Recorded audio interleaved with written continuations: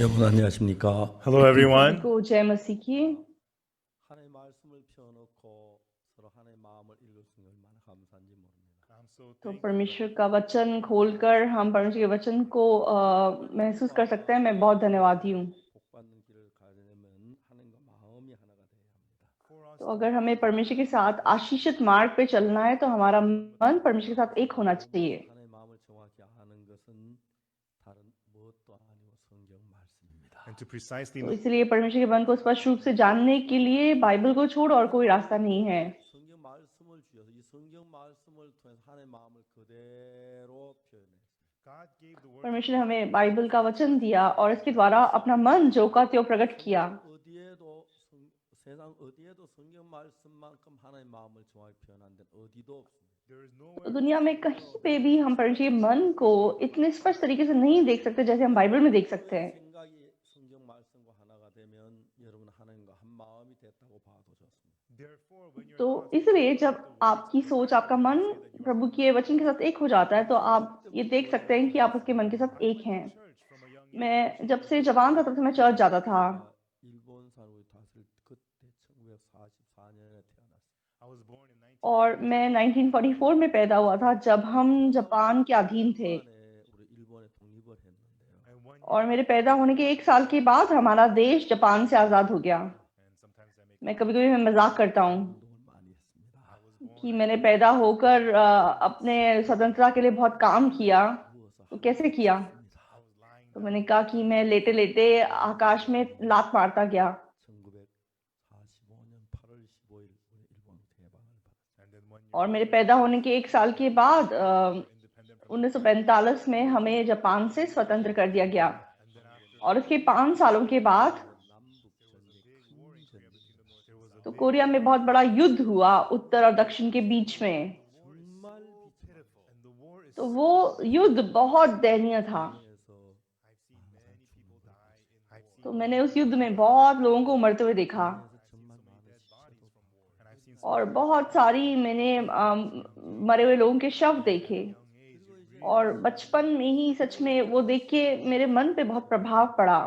어머니가 세상을 50년을 떠나시고 and then in और उसके बाद 51 में मेरी माँ गुजर गई। 전부는 불행으로 그려진 my life was filled with तो मुझे अपने जीवन में सिर्फ बदनसीबी दिखाई देती थी। and then October 7th और अक्टूबर 7 1962 में यीशु मसीह को मिलने से पहले तक 세상이 다 어둡고 추하고 악했어요. the whole तो पूरी दुनिया मेरे लिए सिर्फ गंदी घिनौनी और सच में दुख से भरी हुई थी। and I had तो बचपन से मैं चर्च जाता था 제가 이제 그 19살 되는데 정말 성경 말씀 분명히 clearly through but when I turned 9 लेकिन जब मैं 19 साल का हुआ तो मैं परमेश्वर के वचन के द्वारा मैं पापों की क्षमा का स्पष्ट विश्वास पा सका।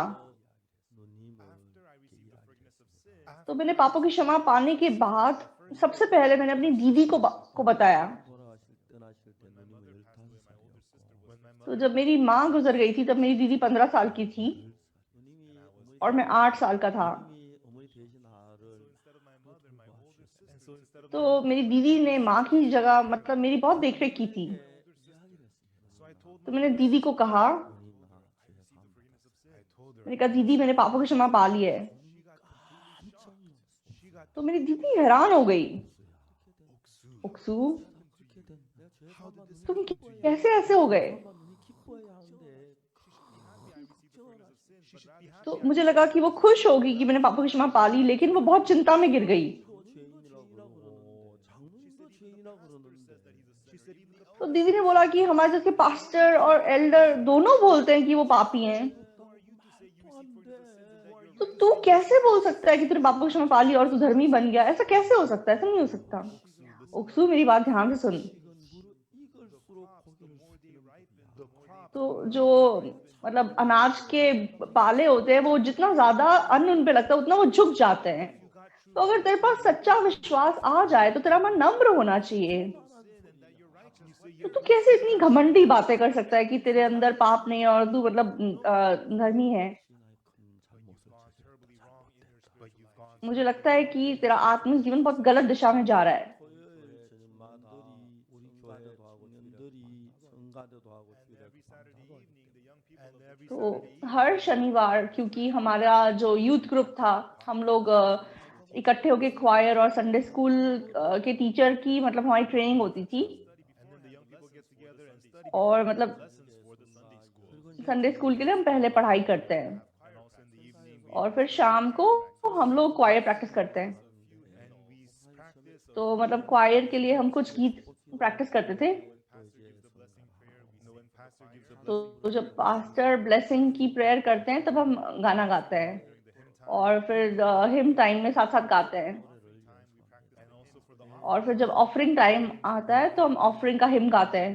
모든 것을 아낌없이 all that I have, I give to मेरे you. पास जो कुछ है बिना हिचकिचाए मैं प्रभु को देता हूँ. 설교 직전에 우선 성경 봉독하고 나면 And then after the pastor reads the passage, and then after the और उसके बाद जब पास्टर बाइबल पढ़ते हैं फिर से क्वायर मतलब एक गीत गाती है सर्मन से पहले, the pastor gives the and when the service is और फिर अंत में जब पास्टर मतलब बेनेडिक्शन करते हैं for the benediction, तब हम प्रार्थना करते हैं, तब हम मतलब गीत गाते हैं. 와 영광들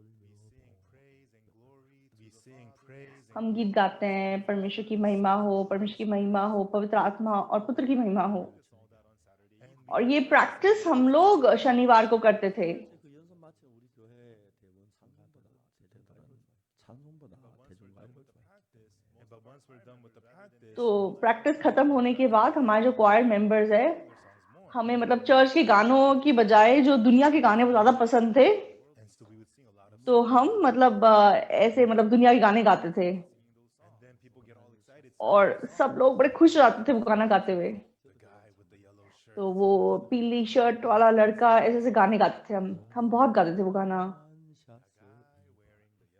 a guy wearing पीली शर्ट वाला लड़का, the guy who तो वो कितना सुंदर है, I don't know why, तो वो कैसे भी मुझे अच्छा लगता है, I don't know. पता नहीं क्यों मेरे मन में मुझे पसंद है. Shall I go तो on? और गाँव में 미남은 아니지 Even though he's तो not, इतना भी सुंदर नहीं है, he looks very, लेकिन बस देखने में बहुत अच्छा है, I don't know why, और पता नहीं क्यों मुझे बहुत पसंद है, I don't know why. पता नहीं क्यों मेरे मन में आ गया है. तो हमारे जमाने में ऐसे गाने होते थे. 그리고 이제 마치고는 여러모로 And then we would और फिर खत्म होने के बाद 가수원에가 겨울에는 빵집 가 그렇게 이제 청년들 참 재밌는 시기였었어요. during the summertime, तो गर्मियों में हम लोग बाग में जाते थे और कोई बेकरी में जाके कुछ ब्रेड खरीद के खाते थे. हम बहुत ऐसा मजे का समय बिताते थे. लेकिन उस दिन क्वायर प्रैक्टिस के बाद मैंने सारे दोस्तों को बोला कि मैं आपको कुछ बताना चाहता हूँ. मैंने पापों की क्षमा पा ली. 죄사함 받는 양이 all about how I received, and I told तो मैंने उनको अपनी गवाही बताई कि कैसे मैंने पापों की क्षमा प्राप्त की. 시골이라서 남녀 관계 거의 이렇게 참 가정처럼 자유로웠어요. and at that time, तो तब हम क्योंकि गांव में रहते थे इसलिए मतलब लड़के और लड़कियां हम लोग ऐसे परिवार के समान एक दूसरे के साथ रहते थे, और हम एक दूसरे के साथ बहुत नजदीक थे. I got sins too. What तो should I do? पास्टर पाक वो बोलते कि पाक भाई हमारे मन में भी पाप है, हम क्या करें. कुछ लोगों ने ऐसा सवाल मुझसे किए, But I was, लेकिन मुझे जवाब देना नहीं आता था. 나는 죄사함 그 어떻게 이야기를 잘해. I received the forgiveness of sins, but तो मैंने पापों की क्षमा पा ली, लेकिन कैसे पापों की क्षमा पाई ये समझाना मुझे नहीं आता था. and I met them for about, तो मैं एक महीना में उनको बार बार बताता कि तुमको भी पापों की क्षमा पानी होगी. 너 어떻게 해야 돼? 묻는 말잘 알지 못했어. and the youth, तो मेरे जो नजदीकी दोस्त थे वो मुझे पूछते क्या करना पड़ेगा, हमें कैसे करना पड़ेगा, लेकिन मुझे जवाब देना नहीं आता था. 제자 중년을 만났어요. तो एक बार चलते चलते एक हमारी यूथ सिस्टर थी, मैं उसको मिला. 참 우리 가깝게 지냈거든요. तो हम तब तक मतलब एक दूसरे के बहुत नजदीक थे. I told her, Miss Kim, तो मैंने कहा कि तुम कहाँ जा रही हो, तुम कैसी हो, तुम्हें पापों की क्षमा पानी होगी. that's what I told her. तो मैंने उसे ऐसे बोला, But लेकिन एकदम से what she वो मुझे क्या बोलने लगी, 너 정신 차리라. hey, Mr. Park, snap out of तो पाक ओक्सू तुम अपने होश में आओ. क्यों, क्या तुम पास्टर से भी बेहतर हो, go tell this to the pastor. तो जाके पास्टर को ये बात बताओ. 그때부터 사람 분이 형성되면 And from then on, तो तब से अचानक मतलब अजीब सा मतलब एटमॉस्फेयर बन गया. तो मतलब मेरे नजदीकी दोस्त वो मुझसे दूरी बनाने लग गए तब से।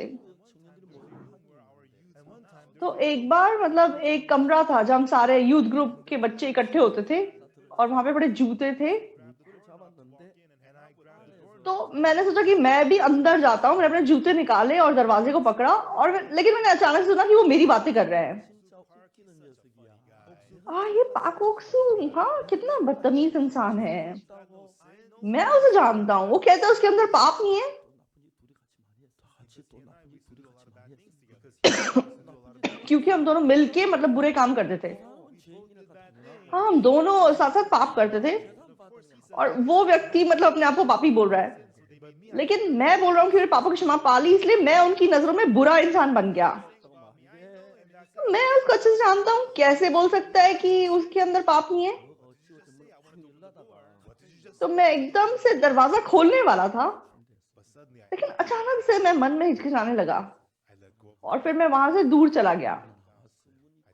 और फिर मैं मतलब बाहर आया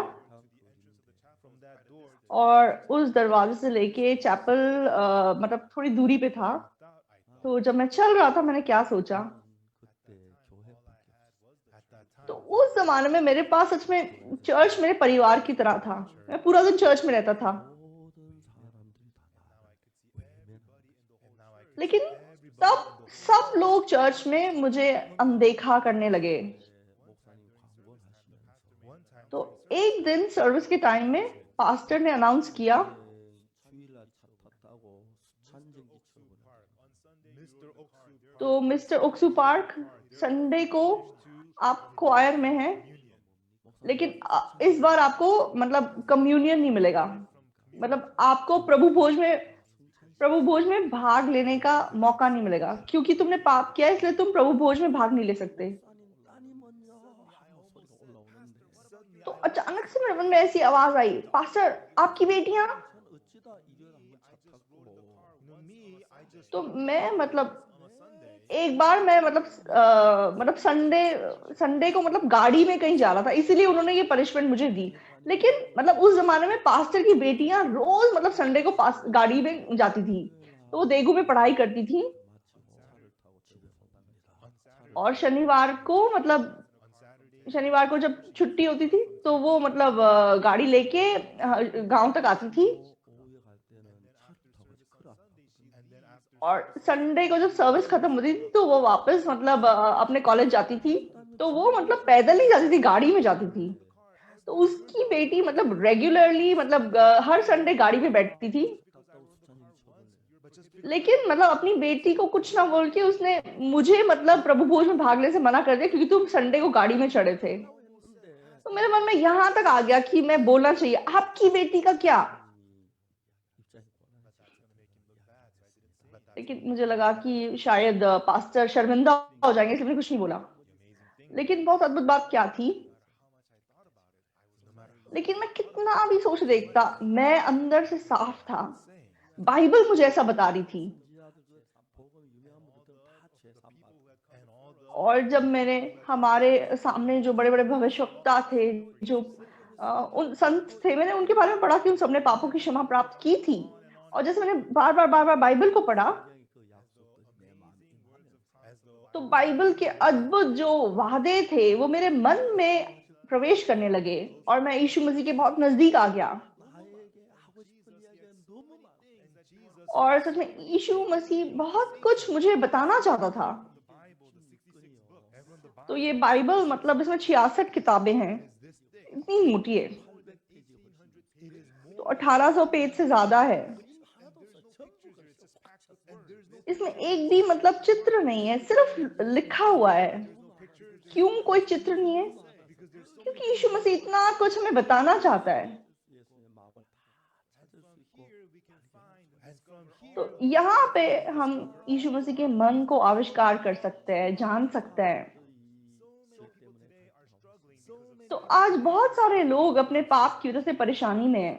가나 대통령을 만났을 तो मैंने आपको बहुत बार बताया है कि मैं गाना के जब प्रेसिडेंट को मिला था, 때 겸비하시고 정말 지혜로우신 분. तो वो बहुत ही नम्र, बहुत ही बुद्धिमान इंसान थे। और वे अपने लोगों से बहुत प्यार करते थे। 저에게 뭐라고 말씀하시냐? लेकिन तब मतलब राष्ट्रपति जी ने मुझसे क्या कहा, 네가 나를 오래전부터 나를 치료했었다. हम मेरे पर्सनल डॉक्टर ने बहुत लंबे टाइम से मेरा इलाज किया है, 하는데 나아지 않고 점점 더 심해진다. तो मेरा इलाज चल रहा है, मैं दवाई खा रहा हूँ, लेकिन कोई सुधार नहीं है, मेरी तबीयत और खराब होती जा रही है। और क्योंकि इन दिनों में मेरी तबीयत बहुत ज्यादा खराब हो गई है, तो डॉक्टर ने एक और स्पेशलिस्ट को बुलाया और वो साथ साथ मिलकर मेरा इलाज कर रहे हैं। लेकिन मेरी बीमारी और गंभीर होती जा रही है। तो मैंने सुबह सोच के देखा, 5일 더 살 수 있을까? Will I be able to तो survive? वो बोलने लगे कि मुझे लग रहा है कि शायद मैं 5 दिन और नहीं बचूंगा। I don't think I'm तो gonna मुझे लगता है कि और 5 दिन काटना मेरे लिए मुश्किल होगा। in my state like this. मेरी हालत अभी ऐसी है। 저에게 말씀하셨어요. And then और प्रेसिडेंट साहब ने मुझे क्या कहा, 목사님 나는 문제가 하나 있습니다. पास्टर मेरे पास एक समस्या है। 대통령이지만 तो चाहे मैं प्रेसिडेंट हूँ, लेकिन मैंने भी पाप किया है। 그런데 죄 사함을 लेकिन मैंने पापों की क्षमा प्राप्त नहीं की है। 그래서 내가 심히 therefore इसीलिए मैं बहुत मतलब डर रहा हूँ। 1912년 2012년 2000 तो 2012 की बात है, जुलाई। 그날 제가 가나 대통령 곁에 있었습니다. तो सच में उस दिन मैं प्रेसिडेंट साहब के साथ ऐसे समय बिता सका, मैं बहुत धन्यवादी था। 성경에서 죄 사함을 받는 क्यों? क्योंकि मुझे स्पष्ट रूप से कैसे हम परमेश्वर के वचनों के द्वारा पापों की क्षमा पा सकते हैं, मैं उसे जानता हूँ। 성경에 정확하게 죄 no matter who इसलिए मैं जिस किसी से भी मिलूं, मैंने साफ उन्हें कैसे वे पापों की क्षमा पा सकते हैं उस सच्चाई के बारे में बताया। 좀 해보려고 합니다. and now तो आज हम उसी बारे में थोड़ी बात करना चाहते हैं। 대통령 앞에 한 말. and what I said तो and उस दिन मैंने घाना के प्रेसिडेंट साहब को क्या बताया, 씻어지는지 how our कैसे हमारे पाप धुल सकते हैं। 뭘 해야 하는지를 तो पापों को धोने के लिए हमें क्या करना है, let us search the तो हम बाइबल को ढूंढते हुए पढ़ेंगे। 적으로 제사를 아는 성경 요한 1서 1장 9절.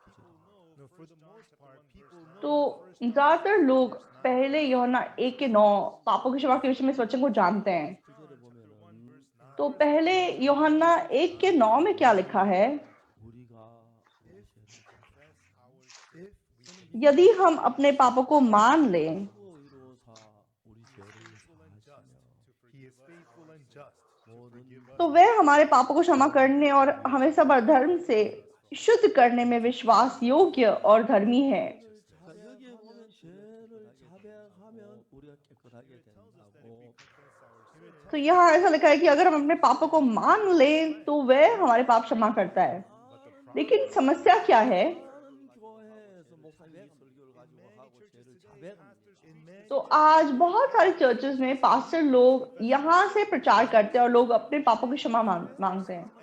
वो रोज अपने पापों की क्षमा मांगते हैं, 이 받은 사람은 you cannot find anyone who has a sure लेकिन उनमें से आप किसी भी ऐसे व्यक्ति को नहीं देख सकते जिसे पापों की क्षमा का पक्का विश्वास है।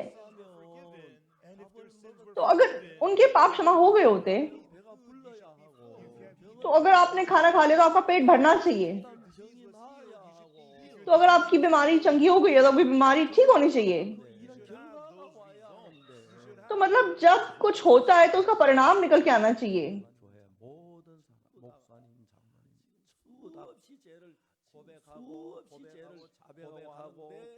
자백하고 하는데 many pastors and elders लेकिन मैं जानता हूँ कि बहुत पास्टर्स और एल्डर्स वो अपने पापों को बार बार मानते हैं, बार बार उसका अंगीकार करते हैं, 확신하는 사람이 लेकिन उनमें से एक भी ऐसा नहीं है जो अपने पापों की क्षमा का स्पष्ट विश्वास प्राप्त कर चुका हो। तो एल्डर लोग प्रार्थना करते हैं, हे पवित्र पिता परमेश्वर, तो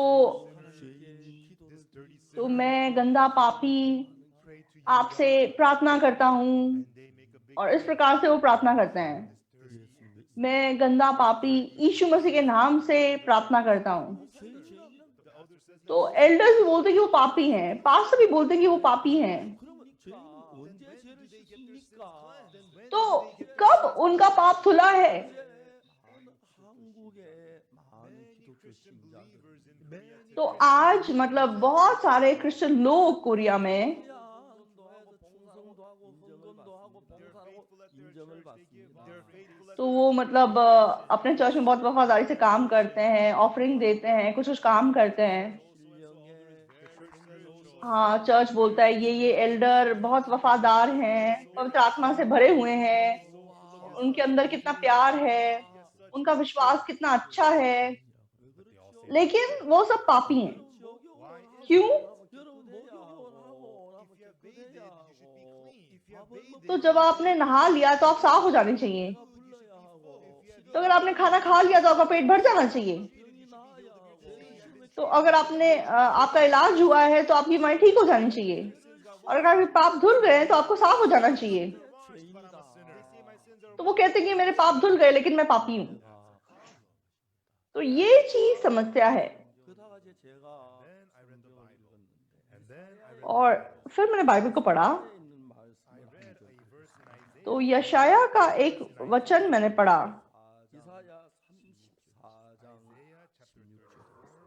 यशाया 34 का 16। 너희는 여호와의 책을 자세히 읽어보라. 이것들이 하나도 빠진 것이 없고 하나도 그 짝이 없는 것이 없으리니 이는 여호와의 입이 이를 명하셨고 신이 이것들을 모으셨습니다. Seek ye out of Jehovah the की पुस्तक से ढूंढकर पढ़ो, इनमें से एक भी बात बिना पूरा हुए ना रहेगी, कोई बिना जोड़ा ना रहेगी, क्योंकि मैंने अपने मुंह से आज्ञा दी है और उसी की आत्मा ने उन्हें इकट्ठा किया है। तो यहाँ बाइबल हमें क्या बता रही है? यहाँ बताया गया कि यहोवा की पुस्तक को ढूंढ के पढ़ो। तो इस वचन के अनुसार मैंने बाइबल को ध्यान से पढ़ा।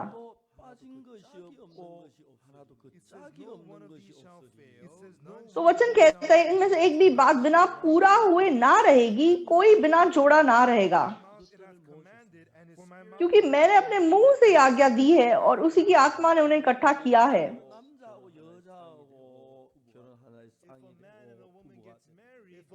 तो एक आदमी और औरत शादी करते हैं तो वो एक जोड़ा बन जाते हैं।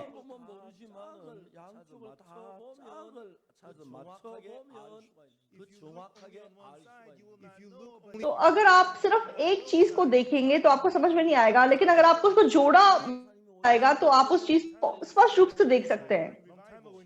तो बहुत समय पहले गांव में एक डॉक्टर आए और वो आत्मिक जीवन के बारे में एक मतलब पास्टर आए और वो आत्मिक जीवन के बारे में बता रहे थे। वो कह रहे थे कि आत्मिक जीवन एक अंधा आदमी हाथी को हाथ लगा रहा है, उस प्रकार है। तो अगर एक अंधा क्या कहते हैं हाथी के पेट को हाथ लगाएगा तो वो कहेगा कि दीवार की तरह है, और जो टांग को हाथ लगाएगा वो कहेगा कि ये खंबे की तरह है, और जो उसके नाक को हाथ लगाएगा वो कहेगा ये कोई पाइप की तरह है। तो हाँ, उन्होंने हाथी को हाथ लगाया लेकिन कुछ भाग को हाथ लगाया, इसलिए वो हाथी क्या है समझ नहीं सकते। तो सिर्फ खंबे को हाथ लगाएंगे तो मतलब टांग को हाथ लगाएंगे खंबे की तरह लगेगा, पेट को हाथ लगाएंगे तो दीवार की तरह लगेगा, नाक को हाथ लगाएंगे तो पाइप की तरह लगेगा। तो इसलिए उनका नजरिया हाथी को देखने का अलग अलग होगा। लेकिन बाइबल के बारे में लिखा है कि हर वचन का एक जोड़ा है। कोई भी ऐसा वचन नहीं है जिसका जोड़ा नहीं है। तो यशाया 34 के 16 में तो यहाँ लिखा है कि यहोवा की पुस्तक से ढूंढ कर पढ़ो, इनमें से एक भी बात मतलब बिना पूरा हुए ना रहेगी, कोई बिना जोड़ा ना रहेगा, क्योंकि मैंने अपने मुंह से आज्ञा दी है और उसी की आत्मा ने उन्हें इकट्ठा किया है। तो मैंने बाइबल में इस वचन को पढ़ने के बाद हर वचन का जोड़ा ढूंढना शुरू किया, और खास करके पापों की क्षमा के विषय में, क्योंकि मैंने बहुत पाप किया था। तो जब मैं छोटा था मुझे हमेशा लगता था मैं नर्क जाऊंगा, मेरे अंदर बहुत पाप है, मैंने चोरी की है, मैंने बहुत बुराई की है, मैं नरक जाऊंगा। 무엇을 많이 했어.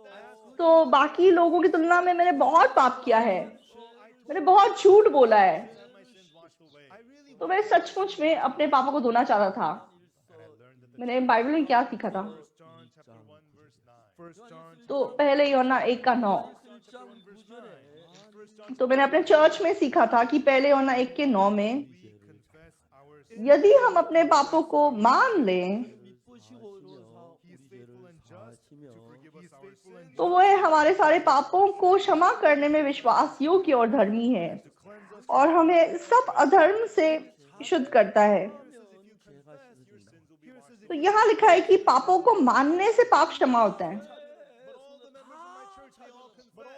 तो हमारे चर्च के सारे मेंबर तब मतलब पापों को मानते थे, लेकिन उनका पाप जो का त्यों मौजूद था। तो मैं सोचता था इस वचन का जोड़ा कहाँ है? 죄를 산 한쪽 부분만 봐. तो पहले यूहन्ना 1:9 हम सिर्फ एक तरफ से इस वचन को देख रहे हैं, लेकिन इसका हम मतलब इसका ऑपोजिट साइड हम नहीं देख पा रहे हैं। 정확하게 I realized that's why we were unable to clearly तो realize that. इसीलिए हम पापों की क्षमा स्पष्ट रूप से नहीं पा सक रहे हैं। 짝이 무엇인지를 알고 Which one? And I तो मैं जानना चाहता था कि इस वचन का जोड़ा कहाँ है। answered lots of questions in my heart. And I began तो मेरे मन में बहुत से सवाल उत्पन्न होने शुरू हुए। 의문이 일어날 수밖에 없는 것이 when you read the Bible तो बाइबल जब हम पढ़ते हैं हमारे मन में जरूर सवाल उत्पन्न होते हैं। only from one side, if you read the Bible तो अगर आप बाइबल को एक तरफ से पढ़ेंगे तो सिर्फ सवाल सवाल सवाल आते रहेंगे। रोमियो 3:10 में righteous, no not one. It says there's कोई धर्मी नहीं, एक भी नहीं। that's right. 의롭지 않아도 그렇지. No righteous. That's right. सही है, There's no righteous. कोई धर्मी नहीं, एक भी नहीं, We're all sinners. सब लोग पापी हैं। And I thought that तो हम आसानी से उसको पार कर सकते हैं। 1 verse 7. But in Romans chapter लेकिन रोमियो 1:17 में 하나님의 의가 나타나서 믿음으로 says, for 믿으되 therein is the righteousness of God. It says, तो उसमें लिखा है कि सुसमाचार में परमेश्वर की धार्मिकता प्रकट है जो विश्वास से विश्वास तक है। 의인은 믿음으로 as it is written, the just. और लिखा है कि धर्मी जन विश्वास से जिएगा। 자 여기에 없다고 해서 의인은 하나도 없다고 하는데 तो एक तरफ बाइबल कह रही है कि कोई धर्मी नहीं, एक भी नहीं है, 무슨 이야기야? लेकिन यहाँ पे कह रही है कि धर्मी जन है। तो इसका क्या मतलब हुआ? Also in Genesis, तो उत्पत्ति में Noah was a righteous man. It says Noah. नूह धर्मी था। 야고보 5장 17절에도 야고보 5장 5 verse 17절에도 17. In James chapter 5 तो याकूब की किताब 5:17 में righteous man, the fervent. तो वहां लिखा है कि धर्मी की प्रार्थना में बहुत ताकत है। 의인 없는 하도 तो मतलब वहां पे भी धर्मी शब्द लिखा हुआ है। It says there's no एक तरफ तो कोई धर्मी नहीं, एक भी नहीं, 해야지요. How am I? तो हम कैसे इस वचन को समझेंगे? तो मैंने बाइबल को पढ़ना शुरू किया। The more interesting thing is, but the more लेकिन और मजेदार बात क्या थी? 아까 보니까 while reading the Bible, तो जो मैं बाइबल को पढ़ रहा था, 함으로 죄가 씻으신다고 돼 parts of the 있죠. Bible, it does not say that sins parts of the Bible बाकी बाइबल में मतलब washed away through confessing. तो पाप को मानने से हमारे पाप धुलते हैं, ऐसा नहीं है। तो बिल्कुल परमेश्वर के द्वारा लिखी हुई बाइबल है। 저 죄송합니다. 예미 죄송합니다. 죄송합니다. 레위기 17장 11절에 माफी चाहता हूँ। 11절에 In Leviticus, तो लय व्यवस्था 17:11 में, excuse me, तो मैं भूल गया था कहाँ है, एक second. life of the flesh is in the blood. तो लय व्यवस्था 17:11 में लिखा है, क्योंकि शरीर का प्राण लहू में रहता है और उसको मैंने तुम लोगों को वेदी पर चढ़ाने के लिए दिया है कि तुम्हारे प्राणों के लिए प्रायश्चित किया जाए। For it is the blood that maketh an atonement. क्योंकि प्राण के कारण लहू ही से प्रायश्चित होता है। 자, 여러분 분명히 없다고 했고 이 땅에 The 다른 Bible 이야기가 says there is no righteous. तो बाइबल में एक तरफ लिखा है कोई धर्मी नहीं, दूसरी ओर लिखा है कि धर्मी है। तो ये बात अलग है। 죄가 사해진다고 돼 있고 여기는 뭐라고 돼 있냐면 The Bible says और एक तरफ लिखा है कि पापों को मानोगे तो तुम्हारे पाप क्षमा होंगे, लेकिन यहाँ पे क्या लिखा है? the life of the flesh is in the blood. For the तो यहाँ लिखा है कि शरीर का प्राण लहू में रहता है और मतलब लहू ही से प्रायश्चित होता है। even though it's the same Bible, तो चाहे सेम बाइबल है, 1장 11절하고 히브리 1장 요한 1서 1장 9절하고는 요한 1서 1장 9절하고는 전혀 다르게 말하고 It's the same. तो सेम बाइबल है, लेकिन लेवियस्ता 17 का 11 जो बता रहा है और जो पहला यूहन्ना 1 का 9 बता रहा है वो बिल्कुल अलग बात है। और इब्रानियों 9 के 21 में भी जब हम देखते हैं तो और इसी रीति से मतलब 22 में सब वस्तुएं लहू के द्वारा शुद्ध की जाती हैं और बिना लहू बहाए पापों की क्षमा नहीं। 레위기 17장 10절에나 히브리 9장 22절에서 तो लेवियस्ता 17 के 11 में या इब्रानियों 9 के 22 में पाप की मजदूरी क्योंकि मृत्यु है, तो अगर पाप को धोना है तो जब खून बहेगा, मौत होगी, तभी पाप क्षमा होगा। तो मुझे बाइबल में एक एक ऐसे वचनों का जोड़ा ढूंढना था 성경에서 제3을 정확히 알려고 찾다가 तो बाइबल के द्वारा पापों की क्षमा को स्पष्ट रूप से जानने के लिए मैंने ढूंढा बहुत ढूंढा 속죄 제사의 사실을 발견했어요. और मैंने लेव व्यवस्था 4 में पाप बलि के बारे में मैंने आविष्कार किया। तो तब मुझे पता चला कि हाँ, यहाँ पे पापों की क्षमा की विधि के बारे में बताया गया है। तो लेव व्यवस्था 1 में अन्न बलि के बारे में, होम बलि के बारे में लिखा है, 2 में अन्न बलि के बारे में लिखा है और 3 में मेल बलि के बारे में लिखा है और लेव व्यवस्था 4 में पाप बलि के बारे में लिखा है। 딱 들어가면 जब आप लेव व्यवस्था 4 में प्रवेश करते हैं 세 가지 종류로 사람 तो वहां पे 4 तरीकों से पापों की क्षमा पाई जा सकती है। जब कोई याजक पाप करता है और दूसरा कोई पूरी मंडली पाप करती है और तीसरा जब कोई मतलब अधिकारी पाप करता है और चौथा जब कोई साधारण व्यक्ति पाप करता है। तो मैं क्योंकि याजक नहीं हूँ, मंडली नहीं हूँ, प्रधान पुरुष नहीं हूँ, मैं सिर्फ एक साधारण व्यक्ति हूँ, 4장 레위기 4장 27절부터 있는 평민의 제사에 대한 तो इसलिए अपने पापों की क्षमा के विषय में जानने के लिए मैंने लेवी व्यवस्था 4:27 से पढ़ना शुरू किया, जो साधारण लोगों के पाप की क्षमा के बारे में बताता है। लेवी व्यवस्था 4 के 27 में 평민의 하나가 푸짐후마의 여호와의 금령 중 하나도 푸짐후마의 यदि साधारण लोगों में से कोई अज्ञानता से पाप करे, अर्थात कोई ऐसा काम जिसे यहोवा ने मना किया हो करके दोषी हो और उसका वे पाप उस पर प्रकट हो जाए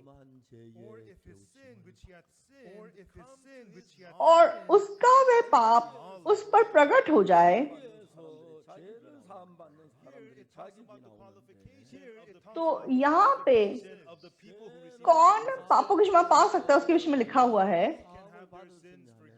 तो कौन पापों की क्षमा पा सकता है? तो कोई व्यक्ति कितना भी पापों की क्षमा पाना चाहे, 짓지 않는 사람은 죄 사함을 받을 수가 없습니다. तो जिसने पाप नहीं किया वो पापों की क्षमा नहीं पा सकता। 치었다고 할지라도 और चाहे किसी व्यक्ति ने पाप किया हो, 치은 줄을 깨닫지 못하면은 죄 사함을 받을 수 없습니다. तो जो मतलब ये पहचान नहीं जाएगा कि उसने पाप किया है तो वो पापों की क्षमा नहीं पा सकता। तो यहाँ पाप बलि की विधि में सबसे पहले एक व्यक्ति ने पाप किया और दूसरा उसका पाप उस पर प्रकट हो गया, तो वहां पे उसका पाप क्षमा नहीं हो जाता। तो वह उस पाप के कारण एक निर्दोष बकरी बलिदान के लिए ले आए, क्योंकि पाप की मजदूरी मृत्यु है। तो पाप तभी क्षमा हो सकता है जब कोई मेरी जगह पे उस मृत्यु से गुजरेगा। तो इसलिए एक बकरी की जरूरत है। तो पहले यूहन्ना 1:9 में जो लिखा है कि यदि हम अपने पापों को मान लें, तो उस व्यक्ति ने पाप किया और वो पाप उस पर प्रकट हो गया और ये उसने मान लिया कि वो पापी है। ये वो फर्स्ट स्टेप है। 내가 죄를 지고 죄인인지 알았기 때문에 And when you are और जब एक व्यक्ति ने मान लिया कि हाँ मैंने पाप किया, मैं पापी हूँ, 제사에 대한 이 짝을 보면은 तो जब आप उस वचन का ये जोड़ा देखेंगे पाप बलि विधि के रूप में, 다 고백을 인정하는 것이고 तो आप मान लो कि हाँ मैंने पाप किया, मैंने गलत था, मैं पापी था। 자격이 부여된 तो इसका मतलब आप अब पापों की क्षमा पाने के लायक बन गए। लेकिन असलियत में क्या चीज आपके पापों को क्षमा करती है? वो आपके पापों को मान लेने से आपके पाप क्षमा हो गए, ऐसा नहीं है। पाप की मजदूरी मृत्यु को चुकाना पड़ेगा। तो किसी ना किसी को पाप की मजदूरी को चुकाना पड़ेगा, लहू बहाना पड़ेगा। 만일 우리가 우리 죄를 자백처럼 미쁘시고 자백마음을 사하시면 이렇게 죄를 자백마음을 사야지. तो अगर आप सिर्फ उस वचन को देखोगे, यदि हम अपने पापों को मान लें तो वह हमें सब पापों को क्षमा करता है, तो आपको लगेगा कि सिर्फ पापों को मान लेने से पाप क्षमा हो जाएंगे। लेकिन जो लोग उस वचन को सिर्फ एक तरफ से देखते हैं, 부분을 이야기한 것이지. वो वचन पापों की क्षमा प्राप्त करने के एक स्टेप के बारे में बता रहा है। वो पूरे मतलब पाप से छुटकारा पाने की विधि के बारे में नहीं बता रहा। इसलिए पहले यूहन्ना 1:9, 죄를 자백하면 저는 미쁘시오서 उरी 죄를 사할 것이요. यदि हम अपने पापों को मान ले तो वह हमारे सब पापों से और सब अधर्म से शुद्ध करने के लिए विश्वास योग्य है। 구절만 보지 말고 तो आप लोग पहले यूहन्ना 1:9 को अकेला मत देखिए। अगर आप 1:7 को देखेंगे, But if we walk in the light as he is in the light, we have fellowship one with another. 여기는 정확하게 그 아들 예수의 피가 우리를 모든 तो 죄에서 पहले यूहन्ना 1:7 में यहाँ साफ लिखा हुआ है, उसके पुत्र यीशु का लहू हमें सब पापों से शुद्ध करता है। 1장 9절에 만일 우리가 우리 죄를 자백하면 하는 이 이야기는 तो पहले यूहन्ना 1:9 में यदि हम अपने पापों को मान ले तो वह हमारे पापों को क्षमा करने में विश्वास योग्य है। 그걸 전제로 해서 사해지는 거지. तो ये वचन मतलब उस वादे पर आधारित है कि यीशु मसीह के लहू से हमारे पापों को शुद्ध किया जाता है। 우리 고백만으로는 아니다 이 말이야. तो दूसरे शब्दों में हमारे पापों की क्षमा के लिए यीशु मसीह का लहू जरूरी है। हमारे सिर्फ मानने से हमारे पाप क्षमा नहीं हो सकते। तो इसलिए पहले यूहन्ना 1:7 में 그가 우리 모든 죄 깨끗게 하실 것이요. उसके पुत्र यीशु का लहू हमें सब पापों से शुद्ध करता है। 그거하고 내가 죄를 고백하는 하나가 맞춰져 짝을 이루는 것입니다. तो और यदि हम अपने पापों को मान ले तो वह हमारे पापों को क्षमा करने और हमें अधर्म से शुद्ध करने में विश्वास योग्य धर्मी है। ये दोनों मतलब एक जोड़ा है, ये दोनों वचन। जब तक यीशु मसीह का लहू नहीं बहाया जाएगा, आप कितना भी अपने पापों को मान ले, उससे आपके पाप क्षमा नहीं हो सकते। तो चाहे यीशु मसीह का लहू बह गया, 깨닫지 못하면 죄가 अगर मैं पहचानूंगा नहीं कि मैंने पाप किया, मैं पापी हूं, तो भी मैं पापों को क्षमा नहीं पा सकूंगा। आपके अंदर पाप होना चाहिए, आपका पाप आप में प्रकट होना चाहिए, और मैं क्या करूं? 예수의 피를 힘입어 사함을 얻는 것입니다. तो तब आप यीशु मसीह के लहू से सामर्थ पाके पापों की क्षमा पा सकते हैं। 1장 9절을 가지고 लेकिन आज ज्यादातर लोग पहले यूहन्ना 1:9 के साथ वे अपने पापों को मतलब अंगीकार करके पापों को धोना चाहते हैं, और मतलब यीशु मसीह ने क्रूस पे अपना लहू बहाया, वो सिर्फ एक ज्ञान रूपी तौर पे उसको जानते हैं, लेकिन अपने पापों से वे उस लहू को जोड़ते नहीं है, 고백으로만 연결시키기 때문에 और वे सिर्फ अपने पापों को अपने अंगीकार से, अपने पापों को मान लेने से जोड़ते हैं। इसलिए उनके पाप सिद्ध रूप से साफ नहीं हो पाते। तो आज बहुत सारे चर्चेस, बहुत सारे पास्टर्स पहले यूहन्ना 1:9 को एक्सप्लेन करते हैं, लेकिन इस वचन के जोड़े के विषय में भी उनको बताना पड़ेगा।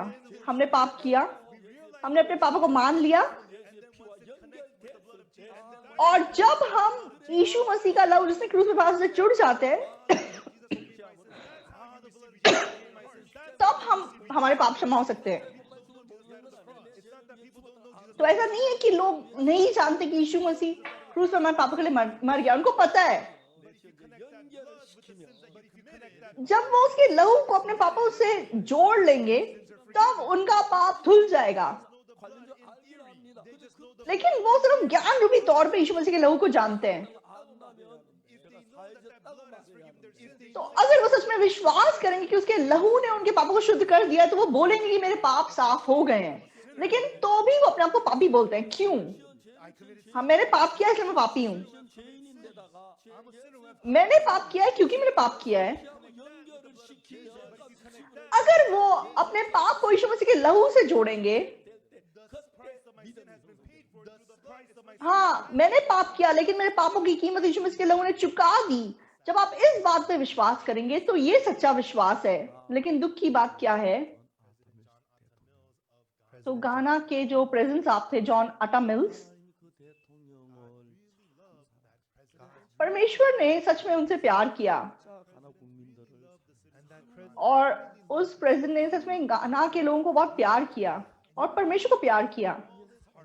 वो पूरा मन डाल के अपने देश के लिए जिए, और जब कितने भी वो व्यस्त हों, वो जरूर संडे चर्च जाते थे। तो वो गाना में वो सबसे अच्छे विश्वासी कहलाते थे। लेकिन जिस दिन वो गुजर गए, उस दिन की सुबह तक वो पाप की वजह से पीड़ा में थे। क्यों?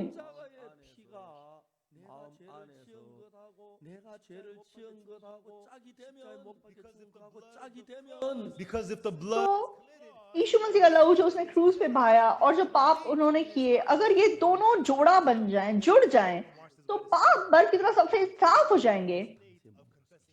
लेकिन वो भी वहीं पे अटके हुए थे, पापों को मानने के स्टेप पे अटके हुए थे, इसलिए उनके मन में उनका पाप अभी भी बाकी था। तो राष्ट्रपति जी ने मुझे क्या कहा?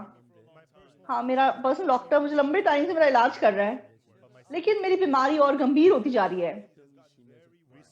तो इन दिनों में बहुत ज्यादा मेरी तबीयत खराब है। तो मैंने डॉक्टर को नहीं बताया, लेकिन मुझे ऐसा महसूस हुआ कि मैं शायद 5 दिन और नहीं बचूंगा। लेकिन सबसे बड़ी समस्या क्या है? मैं चर्च जाता था, मैंने यीशु पे विश्वास किया था, लेकिन मैंने पापों की क्षमा नहीं पाई। तो इस कप में पानी है, तो आप इस पानी को देखते रहेंगे तो क्या आपकी प्यास बुझ जाएगी? हाँ, ये बहुत अच्छा पानी है, ये आप पियोगे तो तुम्हारी मतलब प्यास बुझ जाएगी। तो भी ये पानी हमारी प्यास को नहीं सुझा सकता। तो कितने भी ये अच्छे कप में डाला हुआ हो, कितना भी अच्छा पानी हो, आपके कितने नजदीक हो, लेकिन ये पानी कब आपकी प्यास को बुझा पाएगा? जब आप इस पानी को पिएंगे। तो जब आप इस पानी को पिएंगे तो आपकी प्यास बुझेगी। हाँ, पानी पियो, पानी से प्यास बुझ जाती है, सबको पता है। पानी पियो, पानी से प्यास बुझ जाती है, सबको पता है, मुझे भी पता है। लेकिन जब तक मैं इस पानी को पीऊंगा नहीं, मैं प्यासा रहूंगा। आत्मिक जीवन भी ऐसा ही है। तो मेरा पाप और यीशु मसीह के लहू को जोड़ना,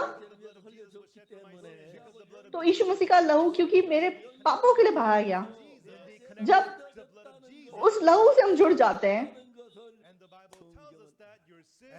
तो बाइबल हमको बता रही है कि इस प्रकार मेरा पाप धुल गया है।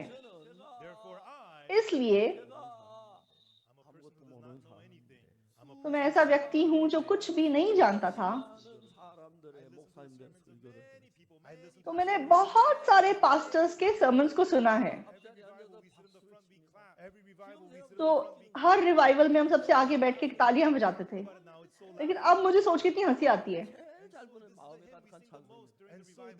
तो मतलब एक गीत जो हम रिवाइवल में सबसे ज्यादा गाते हैं, वो कौन सा गीत है? और मतलब कंडक्टर मतलब इतना अच्छा एटमॉस्फेयर बनाता है कि मतलब तालियां बजा बजा के गाओ, तालियां बजा बजा के गाओ। हाँ, तो अंधकार प्रभु के मन से, आपके मन से बाहर दूर हो जाए। मैंने छुटकारा पा लिया, मैंने छुटकारा पा लिया, यीशु मसीह ने मेरे पाप धो दिए, ऐसा गीत गाते हैं। लेकिन but the sins in my heart are not. क्योंकि मन में जो पाप है वो यीशु मसीह के लहू से नहीं जुड़ा है, इसलिए तो भी वो पापी रहते हैं। तो चलो हम रोते हैं, चलो रोते हैं, हे प्रभु, रो रो के प्रार्थना करते हैं, रो रो के प्रार्थना करते हैं, हे प्रभु मुझे क्षमा कर दे, प्रभु मुझे क्षमा कर दे, क्षमा मांगते हैं। तो ऐसा लगता है कि रिवाइवल में मन थोड़ा हल्का हो गया क्योंकि उन्होंने इतनी तेज तेज गाना गाया है, लेकिन फिर भी वो पापी ही घर वापस लौट के जाते हैं 1 साल के बाद, 2 साल के बाद। और मैंने सच में चर्च में लोगों को बूढ़े होते हुए देखा, मुझे उनको देख के इतना दुख हुआ। बिल्कुल वो मौत के नजदीक हैं, लेकिन उन्होंने पापों की क्षमा नहीं पाई, अभी भी पापी हैं। पास्टर भी पापी है, एल्डर भी पापी है। तो जरूरी बात यह है कि वो यीशु मसीह के लहू से जुड़े नहीं हैं। तो लय व्यवस्था 4 का जो पाप बलि है, तो वो वचन हमारे मन को स्पष्ट रूप से यीशु मसीह के लहू से जोड़ता है। 레위기 4장 속죄 제사를 읽고 거의 다 외우다. तो मैंने पाप बलि की विधि को लय व्यवस्था 4 में बार बार पढ़ा कि मैंने सब रट लिया, 전부 찾아 맞춰보고 맞춰봤어. और उस वचन से जुड़े हुए जो जोड़े थे वो मैं जोड़ता गया। 조금 이야기를 하려고. And so let's talk a little bit तो आज मैं लय व्यवस्था 4:27 से आपसे बात करना चाहूंगा। to Leviticus chapter लय व्यवस्था 4 का 27, Leviticus chapter लय व्यवस्था 4 का 27। 만일의 평민의 하나가 이건 평민의 속죄 제사입니다. तो ये एक साधारण व्यक्ति के पाप विधि के बारे में, पाप बलि विधि के बारे में बताया है। मैं कोई याजक नहीं हूँ, मैं कोई प्रधान पुरुष नहीं हूँ, ना मैं मंडली हूँ, common people. मैं एक साधारण पुरुष हूँ। 평민의 속죄제 내 죄를 사함받기 So I read 위해서 about the sin offering for the common तो इसलिए साधारण लोगों की पाप बलि की विधि क्या है वो मैंने ध्यान से पढ़ा। 평민의 하나가 여호와의 금령 중 하나도 부진이 범할 허물이 있다가 यदि साधारण लोगों में से कोई अज्ञानता से पाप करे, अर्थात कोई ऐसा काम से यहोवा ने मना किया हो करके दोषी हो और उसका वह पाप उस पर प्रकट हो जाए, or if his sin which he had sinned, or if his sin which और वो पाप उस पर प्रकट हो जाए, 기본 죄사함을 받는 가장 기본적인 방법은 very basic method for the forgiveness of sin. तो पापों की क्षमा का सबसे बेसिक तरीका क्या है? 제 죄를 지어야 하고 तो पाप की क्षमा पाने के लिए सबसे पहले आपको पाप करना होगा, और दूसरा वो पाप आप पर प्रकट होना पड़ेगा। 우리 죄를 고백하며 자백하면 하는 것은 तो यदि हम अपने पापों को मान ले, यदि हम अपने पापों को अंगीकार कर ले, 내게 깨달았다는 것은 가정의 우침을 받아 이 가정에 속하는 तो वो हमको बता रहा है कि जब हमने पाप किया, वो पाप हम पर प्रकट हो गया, हमको पता चल गया कि हमने पाप किया है, वो अपने पापों को मानना है। 죄를 지었습니다. तो यहाँ पे साधारण लोगों में से किसी ने अज्ञानता से पाप किया और 깨우침을 받으면 And if his sin which तो वो पाप उसके ऊपर प्रकट हो गया। 자기가 죄인인 걸 인정하는 then this person तो इसका मतलब इस व्यक्ति ने मान लिया कि ये पापी है। 인정하고 차이지 죄인인 걸 인정하는 거죠. तो इसने मतलब अंगीकार किया या नहीं किया वो अलग बात है, लेकिन इसने मान लिया कि मैं पापी हूँ। 아무로 죄가 사하신다면 तो अगर हमारे पापों को मान लेने से, अंगीकार करने से पाप क्षमा हो जाते, 우리나 용서가 필요 없습니다. तो फिर हमें यहाँ निर्दोष बकरी की कोई जरूरत नहीं थी। यीशु मसीह को मेरे पापों के लिए मरने की कोई जरूरत नहीं थी। 11절이나 히브리 9장 22절 말씀대로 like the words in Leviticus तो लय व्यवस्था 17 के 11 के हिसाब से, या फिर 사망이 इब्रानियों 9 के 22 के हिसाब से, क्योंकि पाप की मजदूरी मृत्यु है, 누군가가 찢고 피를 흘려야 तो इसलिए पाप को धोने के लिए किसी ना किसी को लहू बहाना पड़ेगा, मरना पड़ेगा। 깨달았을 때 तो इसलिए जब हम अपने पापों को पहचान जाते हैं, वो पाप हम पर प्रकट हो जाता है। हाँ, मैं पापी हूँ, इतना मान लेने से हमारे पाप धुल जाएंगे, ऐसा नहीं है। तो जब आप अपने पापों को पहचान जाते हैं और आप मान लेते हैं, तो आप एक निर्दोष बकरी को लेके आएंगे। तो एक निर्दोष बकरी या भेड़ को आप लेके आएंगे। क्यों? क्योंकि पाप की मजदूरी मृत्यु है, किसी ना किसी को मरना पड़ेगा।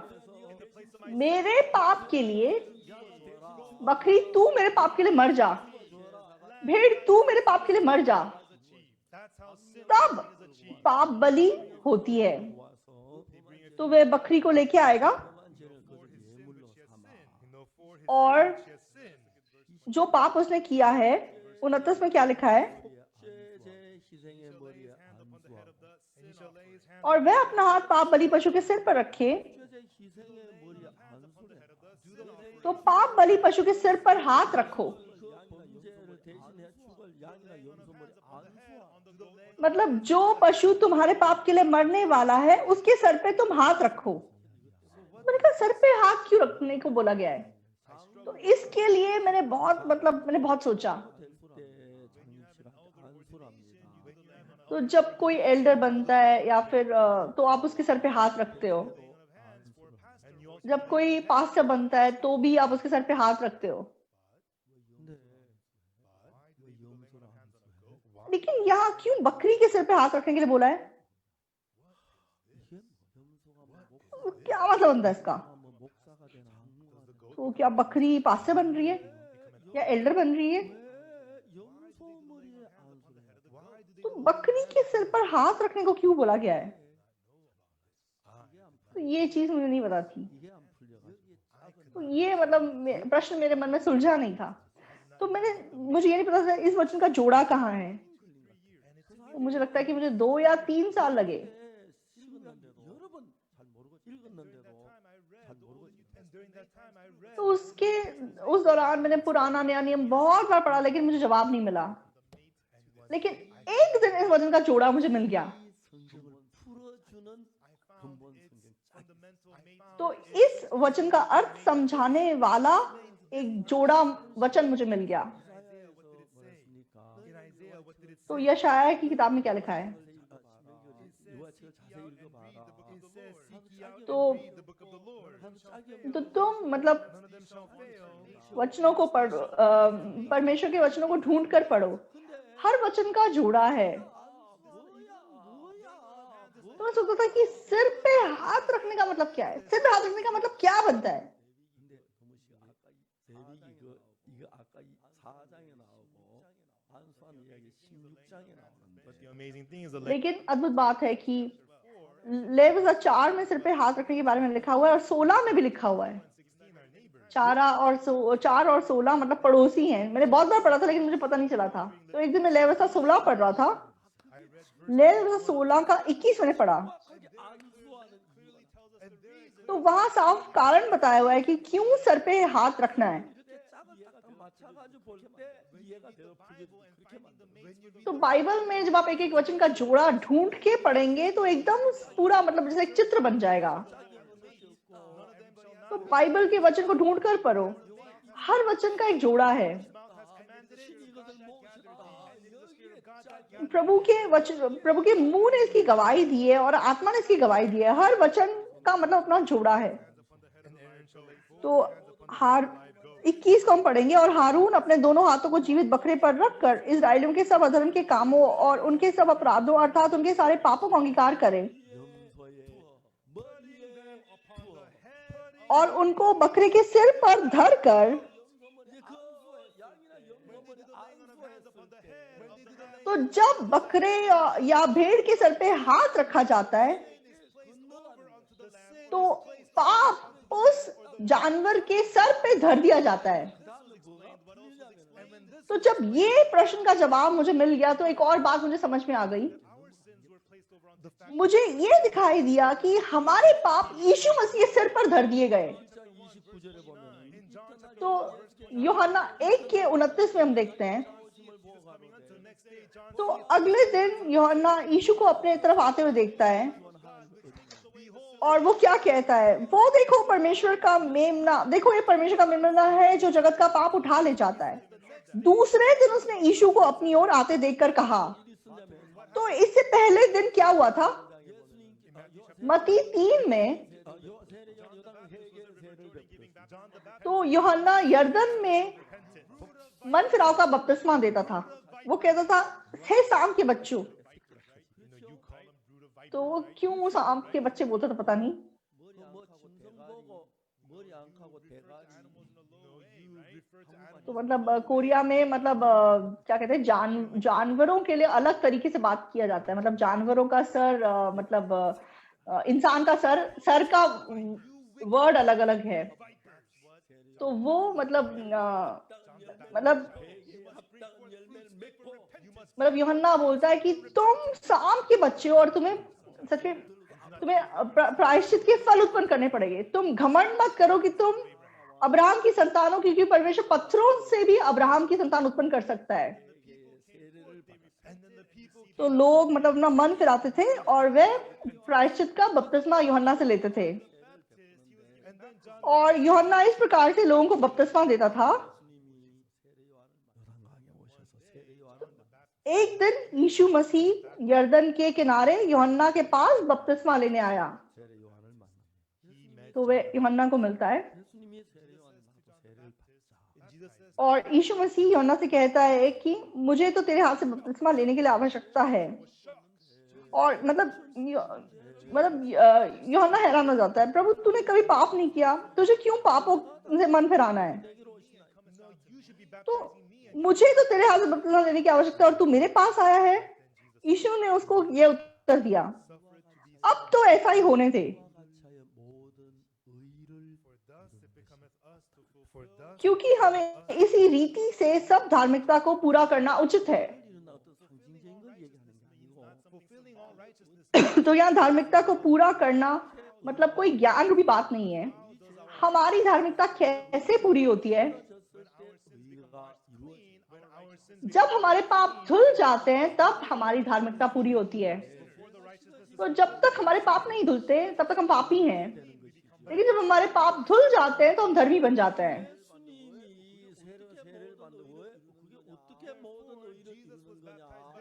लेकिन यीशु मसीह के बपतिस्मा लेने से कैसे सब धार्मिकता पूरी हो जाएगी?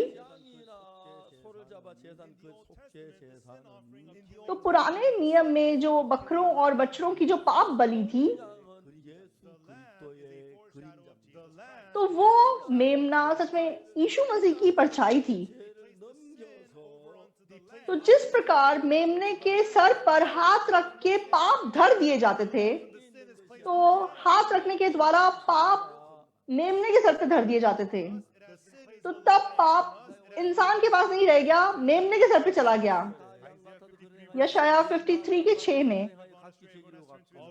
हम तो सब भेड़ों के समान थे और हमने अपना अपना मार्ग लिया, और यहोवा ने हम सबों के अधर्म का बोझ उसी पर लाद दिया।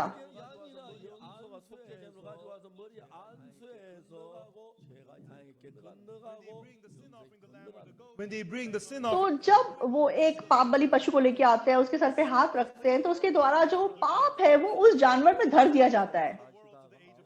तो यीशु मसीह इस दुनिया में 30 साल तक रहे, और जैसे उन्होंने सुसमाचार का काम करना शुरू किया, सबसे पहले उन्होंने यूहन्ना से बपतिस्मा लिया। तो जब यूहन्ना ने यीशु को बपतिस्मा दिया, उसके सर पे हाथ रखा, तो ये बपतिस्मा सच में जो पापी बपतिस्मा लेते थे उससे अलग था। तो ये एक प्रक्रिया थी जिसके द्वारा सारी मनुष्य जाति का पाप यीशु के सर पर धर दिया गया। पहले यूहन्ना ने मना किया, लेकिन यीशु ने कहा ऐसा ही होने दे, क्योंकि हमें इसी रीति से सब धार्मिकता को पूरा करना उचित है। हाँ, यीशु मसीह को बपतिस्मा लेने की जरूरत नहीं थी, लेकिन ये बपतिस्मा एक प्रक्रिया था जिसके द्वारा सारी मनुष्य जाति का पाप यीशु मसीह के ऊपर लाद दिया गया।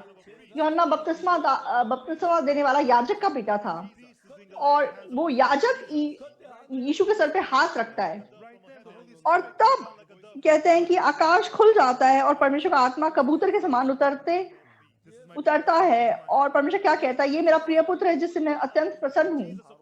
यीशु मसीह ने परमेश्वर के वचन के अनुसार वह हमारे पापों की क्षमा के लिए दुनिया में आया था। जब उसने यूहन्ना बपतिस्मा देने वाले से बपतिस्मा लिया,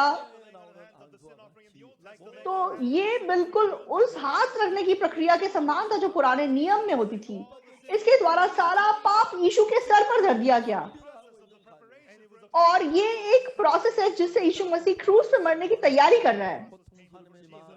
तो यीशु को क्रूस के सामने चाहे बहुत पीड़ा महसूस हो रही थी, लेकिन परमेश्वर की इच्छा को पूरा करने के लिए उसने सब पाप को अपने ऊपर ले लिया और वह क्रूस पे चढ़ने की तैयारी कर रहा था।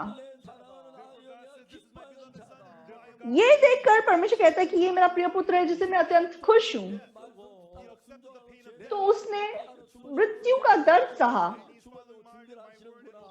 उसने मेरी आज्ञा को माना और वह सारी मनुष्य जाति की पापों के लिए मरने की तैयारी कर रहा है। तो तब यीशु मसीह का बपतिस्मा हुआ और अगले दिन यूहन्ना यीशु मसीह को दोबारा से देखता है। तो इसीलिए यूहन्ना की किताब में लिखा है, दूसरे दिन यीशु मसीह को बपतिस्मा यूहन्ना देखता है और बोलता है, वो देखो परमेश्वर का मेमना जगत का पाप उठा ले जाता है। तो ये कोई और मतलब नहीं है। इस प्रकार सब धार्मिकता को पूरा करने के लिए, सब धार्मिकता को पूरा करने के लिए, आपकी धार्मिकता, मेरी धार्मिकता, किसी किसी की धार्मिकता, हम सब पापी थे, लेकिन यीशु मसीह हमारे लिए मर गया, उसने हमारे सारे पापों को धो दिया और उसने सब धार्मिकता को पूरा कर दिया। लेव व्यवस्था 4 के 29 में जो हम देखते हैं, वहां पे क्या लिखा हुआ है? लेव व्यवस्था 4 का 29 देखेंगे, और वह अपना हाथ पाप बलि पशु के सिर पर रखे और होम बलि के स्थान पर पाप बलि पशु का बलिदान करे। 30 में यहाँ क्या लिखा है?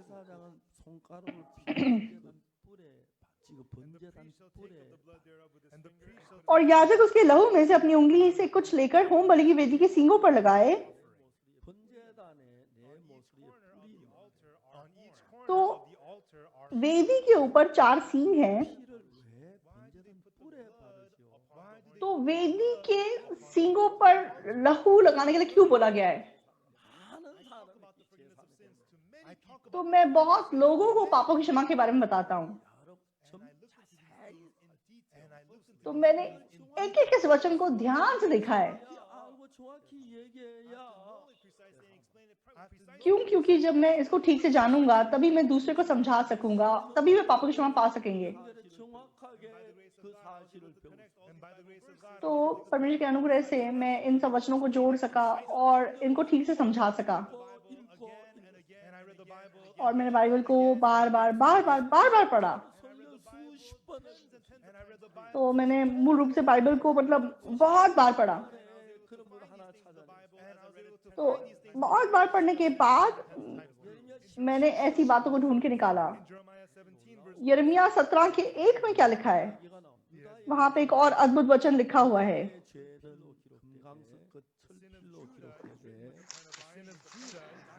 यहूदा का पाप लोहे की टांकी और हीरे की नोक से लिखा हुआ है।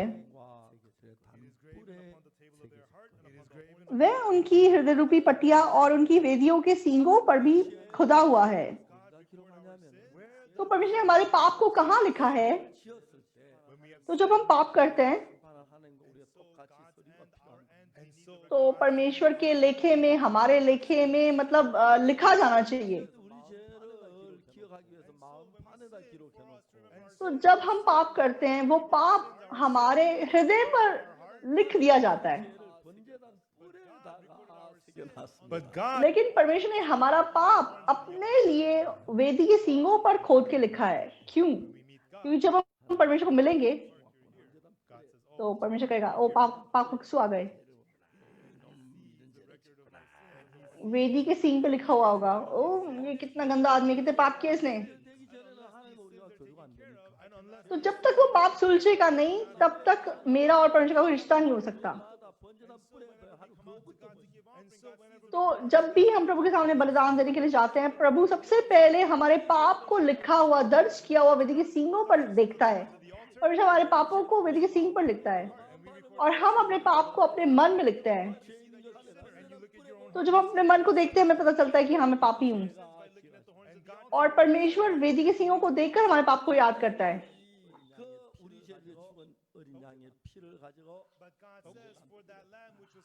इसीलिए परमेश्वर ने बताया कि जब तुम कोई पाप बलि पशु को का लहू बहाओगे तो उस लहू को तुम वेदी के सींगों पर लगाना। जब तुमने उस जानवर के सर पे हाथ रखा तो पाप उस सर के उसके ऊपर चला गया, और जब उसको मार डाला गया और उसका लहू निकाला गया, और उसके लहू को जब तुमने वेदी के सींगों पर लगा दिया, 도망가서 지워버린 걸 도망가고 하는데 तो मतलब लहू को जब तुम सींगों पे लगा देते हैं तो पाप का रिकॉर्ड मिट जाता है। तो आप लहू से उसको मिटा देते हो। कैसे मिटा रहे हो? आप जैसे पेंट कर रहे हो, दीवार के ऊपर आप पेंट कर देते हो, तब मतलब लिखा हुआ पाप मिट जाता है। 담벼락에 막 낙서내고 तो जब आप दीवार में बच्चे बहुत लिख देते हैं, काटे माटे मार देते हैं, तो आप उसको पेंट कर देते हो तो वो सब मिट जाता है। 마음판에 지은 죄만 하나님의 뿔에 기록된 제단 뿔에 기록된 죄를 तो इसलिए जो पाप परमेश्वर ने वेदी के सींगों पे दर्ज किया था, 기록을 지우는 겁니다. तो जब आप लहू सींगों पे लगाओगे तो पापों का जो रिकॉर्ड है वो मिट जाएगा। 저희가 이제 죄를 지웁니다. हाँ, ओक्सुबा का पाप खत्म हो गया, इसलिए हम इसे मिटा रहे हैं। 어린양이 죽어오는 그 피가 번제단 뿔에 죄의 기록을 지웠기 때문에 तो भेड़ की मृत्यु के द्वारा उसके लहू ने जो पाप का रिकॉर्ड सींगों पर लिखा था उसको मतलब मिटा दिया गया। तो उसी प्रकार यीशु मसीह के बलि चढ़ाए जाने के द्वारा स्वर्ग में हमारा लहू लगा दिया गया, इसलिए हमारे पाप का रिकॉर्ड वहां नहीं रहा। तो एक पाप का रिकॉर्ड रह गया, वो कहाँ रह गया? वो हमारी हृदय रूपी पटिया पे रह गया। उसको हम कैसे धोते हैं? तो उसको हम लहू से नहीं धोते, उसको हम विश्वास से धोते हैं, क्योंकि ये मेरा मन है। यीशु मसीह ने क्योंकि मेरे सारे पापों के लिए पनिशमेंट को पा लिया, मेरे पाप की सजा पूरी हो गई। जब आप इस सच्चाई को विश्वास करते हैं तो चाहे मेरे मन में मेरे पाप मुझे याद आते हैं, लेकिन वो धुल गए हैं, पाप की कीमत चुका दी गई है। परमेश्वर कहते हैं कि वो हमारे पापों को स्मरण नहीं करता, उसने मुझे साफ कर दिया है।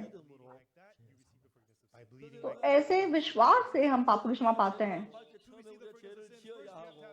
तो इसलिए पापों की क्षमा पाने के लिए सबसे पहले पाप करना जरूरी है, और दूसरा अपने पाप को पहचानना जरूरी है। और जब आप अपने पाप को पहचान जाते हैं तो आप मानते हैं कि हाँ प्रभु मैं पापी हूँ। लेकिन सिर्फ मान लेने से, अंगीकार करने से हमारे पाप नहीं धुलते। तो ये सिर्फ पूरी प्रक्रिया का एक स्टेप है। पहला यूहन्ना 1:9 से पहले, क्योंकि पाप हमारे पाप मानने से नहीं धुलता, इसलिए पहले यूहन्ना 1:7 में, तो जैसा कि वो ज्योति है, अगर हम भी ज्योति में चले तो एक दूसरे से सहभागिता रखते हैं, 피가 우리 죄를 우리를 모든 죄를 깨끗게 하실 것이다. और उसके पुत्र यीशु का लहू हमें सब पापों से शुद्ध करता है। 그렇기 때문에 इसलिए पहले यूहन्ना 1:9 में, 우리 죄를 사했다고 깨끗하게 했다고 이야기해요. तो पहले यूहन्ना 1:9 हमें बता रहा है कि यीशु मसीह के लहू ने हमारे पापों को धो दिया, क्षमा कर दिया है। 내 죄를 자백하고 तो क्योंकि यीशु मसीह ने अपना लहू बहा दिया, और जब हम अपने पापों को मान लेते हैं 예수피하고 연결하면 और जब हम अपने पाप को यीशु मसीह के लहू से जोड़ लेते हैं 깨끗함을 तो हम शुद्ध हो जाते हैं। 내가 고백한다고 죄를 제가 사했다는 믿을 안 믿으십니다. लेकिन अगर आप सिर्फ ये सोचेंगे कि पापों के मानने से हमारे पाप धुल जाएंगे तो नहीं धुलेंगे। तो आपके मन में पापों की क्षमा का विश्वास पाने के लिए सिर्फ आपके पापों को मानने से नहीं होगा। तो पापों को धोने का काम सिर्फ यीशु मसीह का लहू करता है।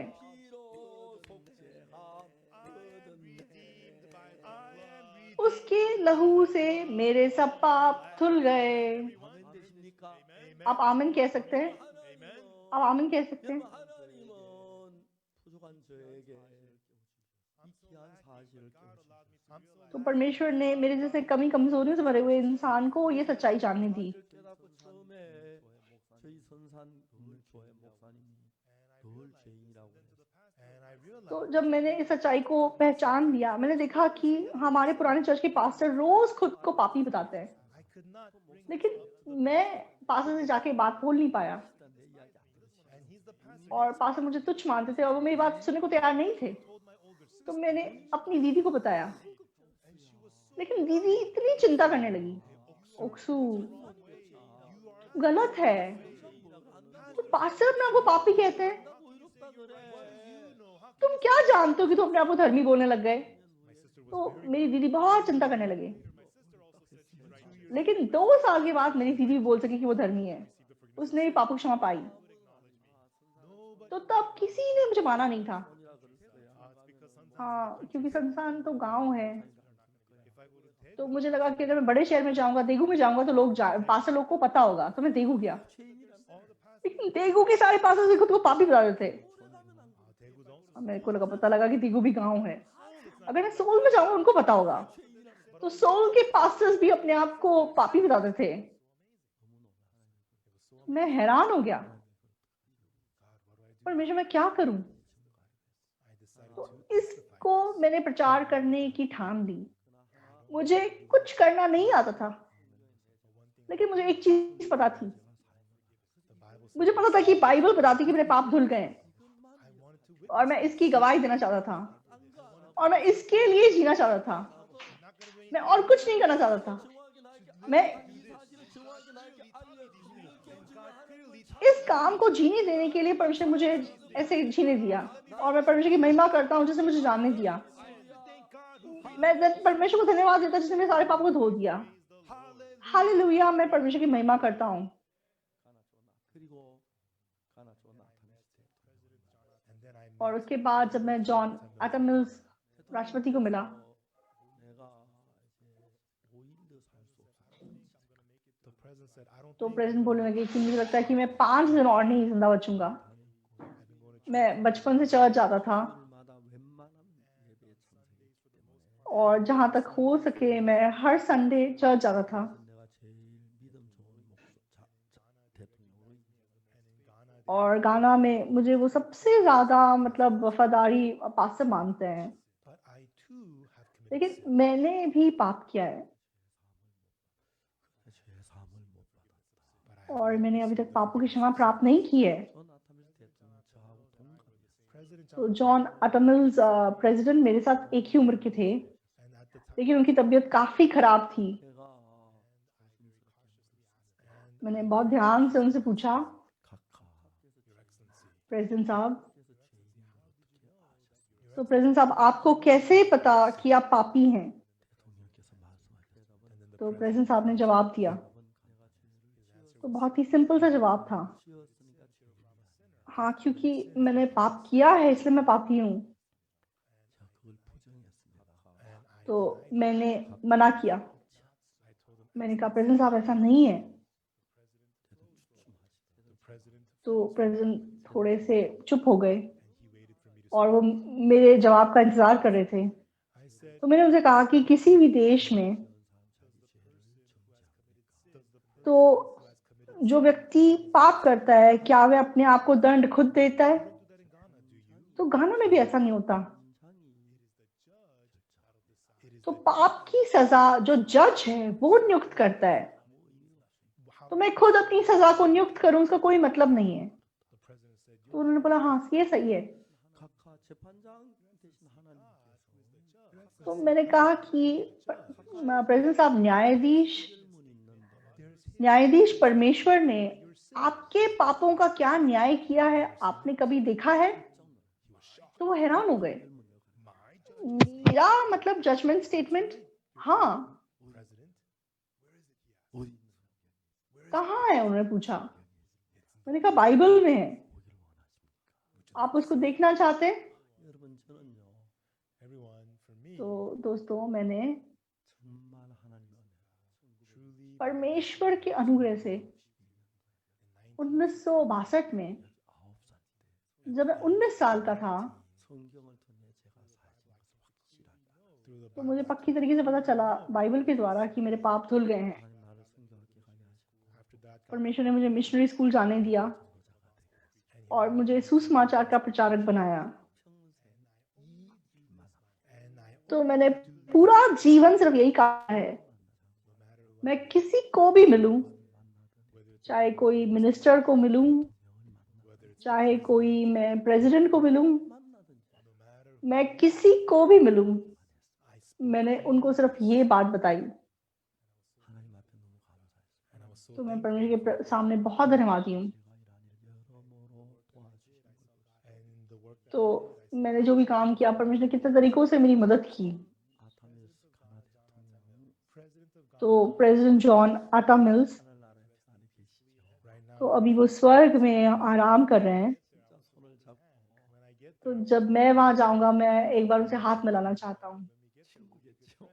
और तब हम सच में दोस्त होंगे। 대통령 여러분들 만났는데 तो मैं काफी प्रेसिडेंट्स को मिला हूँ, 우리가 존경해야죠. तो सच में राष्ट्रपति लोगों को हमें आदर करना चाहिए। 조심하라고 생각을 많이 합니다. तो इसलिए मैं बात करते हुए बहुत ध्यान रखता हूँ, बहुत सोचता हूँ। 죄인이라서 함부로 못하고 तो एकदम से मैं उनको नहीं बोल सकता कि आप पापी हैं, बहुत ध्यान से मतलब बात करनी पड़ती है। परमेश्वर ने सच में मुझे बुद्धि दी। तो प्रेसिडेंट साहब ने मेरी बात को सुना। 그 나라에서 죄인이 자기 죄를 참지 तो मैंने कहा किस देश में ऐसा होता है कि एक पापी अपनी सजा खुद तय करता है? ऐसा नहीं होता। 각하의 죄는 하나님이 तो आपके पापों का न्याय परमेश्वर ने किया है। 각하의 죄를 판결 परमेश्वर ने आपके पापों का न्याय किस प्रकार किया है? क्या आपने उसे देखा है? आपने क्या उसे पढ़ा है? तो वो हैरान हो गए। 판결 어디 अच्छा, मेरा न्याय कहाँ लिखा हुआ है? तो बाइबल में लिखा हुआ है। तो आप देखना चाहते हैं? हाँ, मैं देखना चाहता हूँ। तो प्रेसिडेंट साहब, 각하처럼 죽음 앞에서 내가 하늘나라 갈 수 있을까 고민하는 분들이 많습니다. तो प्रेसिडेंट साहब आपकी तरह बहुत से लोग हैं जो मरने से पहले सोचते हैं क्या मैं स्वर्ग जा पाऊंगा या नहीं। इसीलिए आपके जैसे लोगों के लिए परमेश्वर ने ये वचन दर्ज किए हैं। 23장 24절 रोमियो 3 का 23 और 24 मैंने उनको पढ़ के सुनाया। 모든 사람이 죄를 범하였으며 하나님의 영광이 이르지 못하고 इसलिए कि सबने पाप किया है और परमेश्वर की महिमा से रहित हैं, 그리스도 예수 안에는 구속으로 말미암아 परंतु उसके अनुग्रह से उस छुटकारे के द्वारा जो मसीह यीशु में है सेंत में धर्मी ठहराए जाते हैं। 이 문구가 판결문 형식 तो ये जो मतलब वचन है ये बिल्कुल एक जजमेंट स्टेटमेंट की तरह लिखे गए हैं। हाँ, इसने ऐसा ऐसा पाप किया, चाहे पाप किया, लेकिन इस वजह से ये इसका न्याय है। तो हमने चाहे पाप किया, लेकिन क्योंकि परमेश्वर ने हमें पापों से छुटकारा दिया, इसलिए परमेश्वर हमें धर्मी कहता है। 아타밀 대통령 각하를 하나님의 판결 तो मैंने कहा कि प्रेसिडेंट साहब ये परमेश्वर ने आपका न्याय सुनाया है। 너무너무 감격 तो प्रेसिडेंट साहब बहुत उनका मन छुल गया। 이게 내 판결이 तो मेरा न्याय इस प्रकार सुनाया गया है, परमेश्वर मुझे धर्मी कहा है, अब मैं धर्मी हूँ, मेरे पाप धुल गए हैं। 그리고 로마서 4장 25절을 और उसके बाद मैंने रोमियो 4 का 25 उनको सुनाया।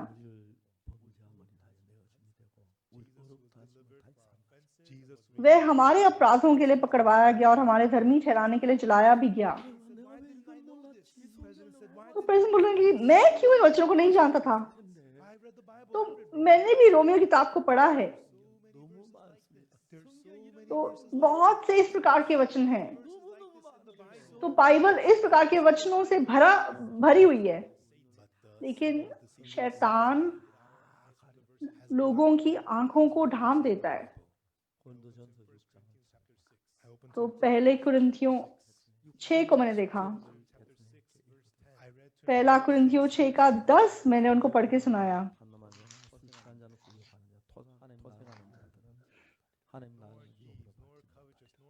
ना चोर, ना लोभी, ना पियक्कड़, ना गाली देने वाले, ना अंधेर करने वाले परमेश्वर के राज्य के वारिस होंगे।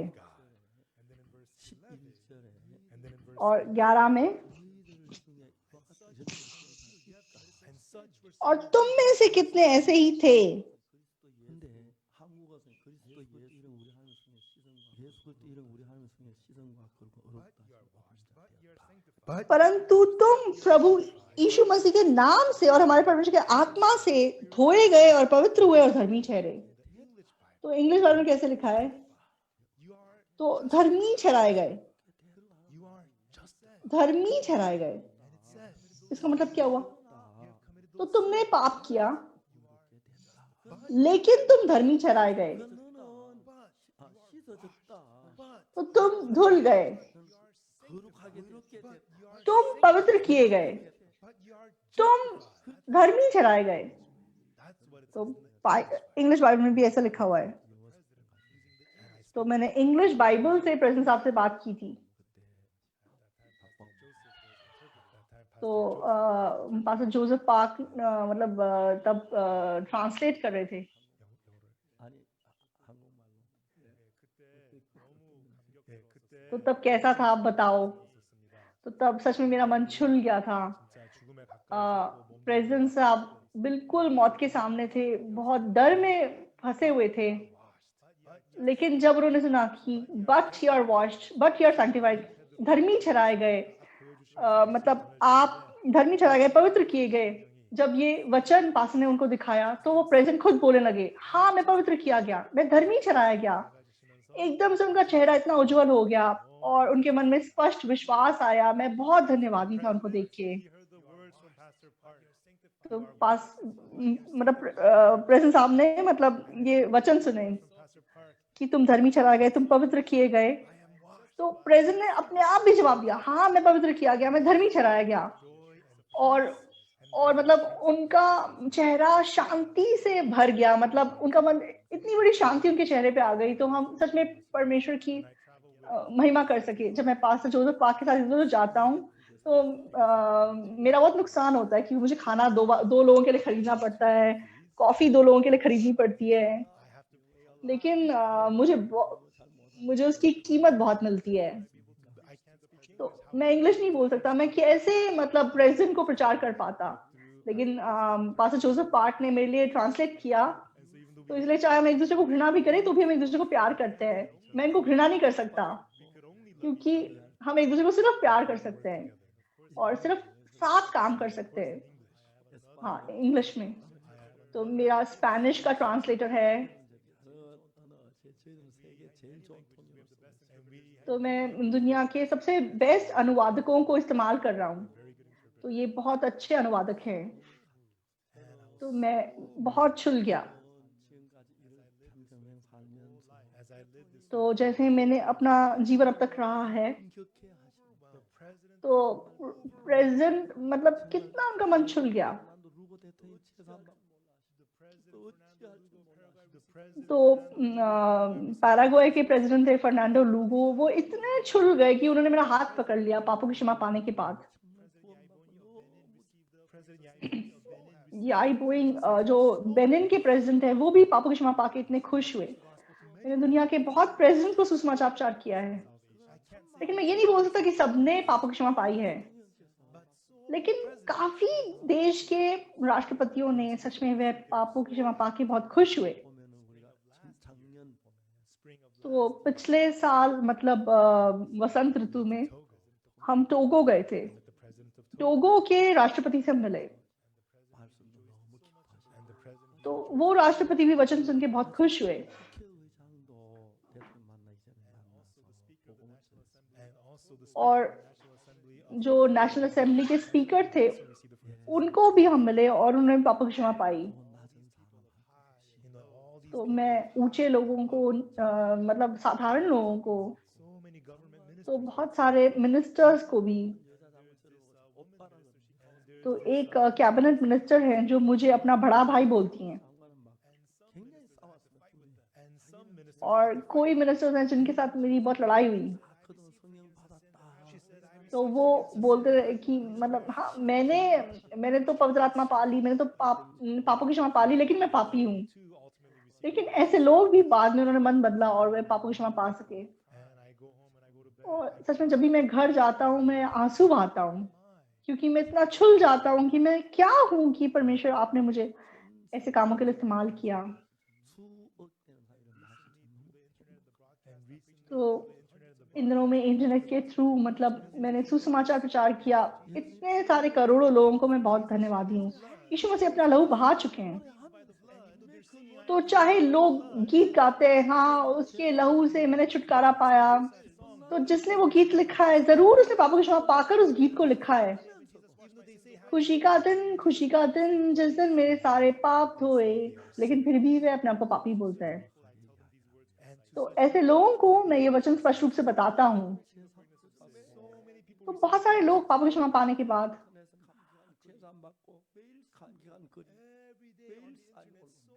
तो रोज इंटरनेट पे मुझे इतने सारे कमेंट्स, इतने सारे लोगों की गवाहियां लिख के आती हैं, तो मैं इतना धन्यवादी हूँ ये देख के।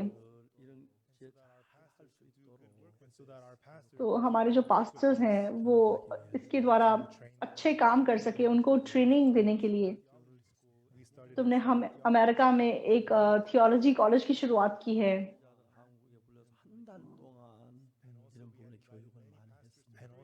तो पहले हम पास्टर्स को 1 महीना के लिए कोरिया बुलाते थे और उनको ट्रेनिंग देते थे इस बारे में।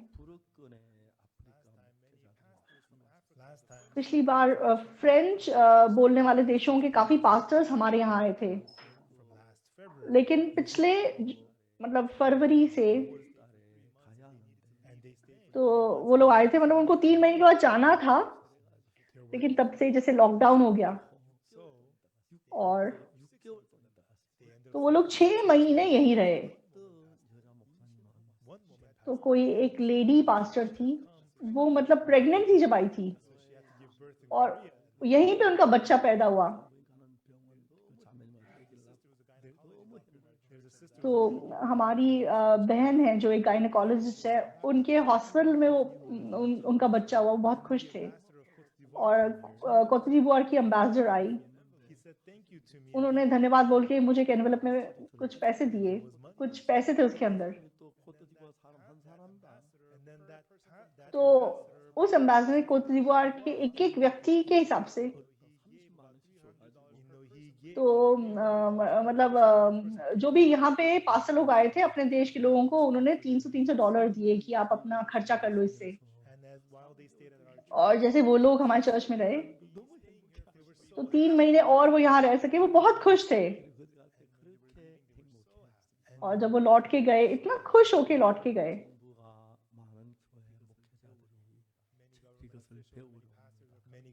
तो बहुत सारे सरकारी लोग, बहुत सारे पास्टर्स हमसे सीखने के लिए आते हैं।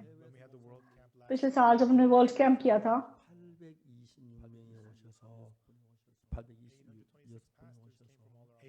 तो 826 पास्टर सारी दुनिया से इकट्ठे हुए थे और उन्होंने हमारे कैंप में भाग लिया और पापों की क्षमा को पाया। और 24 यूथ मिनिस्टर्स आए थे और 54 यूनिवर्सिटीज के चांसलर्स आए थे। तो हम किसी भी डिनोमिनेशन को ध्यान नहीं देते, हम डिनोमिनेशन को जरूरी नहीं समझते। जो भी बाइबल पे विश्वास करता है, जो भी परमेश्वर पे विश्वास करता है, अगर वो पापी क्षमा प्राप्त करे, वो किसी भी डिनोमिनेशन का हो, वो परमेश्वर की संतान है, वो हमारा भाई है। तो मैं सच में सब लोगों को पापों की क्षमा का ये स्पष्ट वचन बताना चाहता था। खास करके पास्टर्स के लिए मैं बहुत मन डाल रहा हूँ। तो बहुत सारे पास्टर्स सच्चाई को जान के हमारे साथ काम कर रहे हैं और खुश होते हैं, लेकिन अभी भी बहुत हैं जो नहीं जानते। तो जैसे हम साइबर थियोलॉजी कॉलेज की शुरुआत कर रहे हैं, तो मैं और कुछ नहीं, ये सच्चाई लोगों के साथ बांटना चाहते हैं। तो बहुत सारे पास्टर्स हैं जो कि आर्थिक रूप से मुश्किलों में हैं, तो हमने मतलब बहुत सस्ते से कोर्स रखा है और ऐसा रखा है कि वे ऑनलाइन साइबर थियोलॉजी स्कूल में पढ़ाई कर सके और अपनी सेवकाई भी कर सकें। तो बहुत देश वो इसके द्वारा ट्रेनिंग पाना चाहते हैं। तो किसी मतलब किसी चर्च के एक pastors in his denomination, मतलब हेड हैं, उन्होंने अपनी डिनोमिनेशन के सारे पास्टर्स को ये ट्रेनिंग पाने के लिए बोला है। and many तो pastors, म्यांमार से बहुत पास्टर्स ने मुझे फोन किया। 그 학교 나오면 굿뉴스 미션하고 일할 수 있습니까? if we graduate तो that school, क्या we work with the Good News Mission. अगर हम आपके थियोलॉजी कॉलेज से पढ़ाई करें तो हम आपके मिशन के साथ काम कर सकते हैं? Good News Mission wants to हाँ, help you out. Good news mission आपको मदद करना चाहता है। 이번에 지난 2월 달에 남미에 가서 4개 나라를 캠프했는데 तो पिछले फरवरी में मैं साउथ अमेरिका गया था और 4 देशों में मैंने कैंप किया था। And the pastors तो सब पास्टर लोग इतने खुश हुए। 보통 한 교회 700명 그 뭐야 600명 그렇게 모였는데 and so per church, तो एक एक चर्च में 600-700 लोग इकट्ठे हुए थे 내가 거의 world camp for several hours. And so before the world camp, और मतलब वर्ल्ड कैंप से पहले काफी घंटे तक मैं ये लेक्चर देता रहा। 이런 이야기 할 수 있고 and today I was able to तो आज भी मैं आप लोगों को ये बता सका। 지금 이렇게 하는 나라 방송이 중계해서 이 방송이 약 20억 가까이 된 작은 방송을 듣고 있다고 합니다. तो मैंने सुना है कि ये वाला सेमिनार बहुत देशों के टीवी पे दिखाया जा रहा है और 200 करोड़ लोग इस वचन को सुन रहे हैं और आप भी इस वचन को सुन रहे हैं। now the blood of Jesus. आप विश्वास कीजिए कि यीशु मसीह के लहू ने हमारे सारे पाप धो दिए हैं। बहुत समय बीत गया है, मैं थोड़ा सा बोल के खत्म करूंगा। Hebrews इब्रानियों 9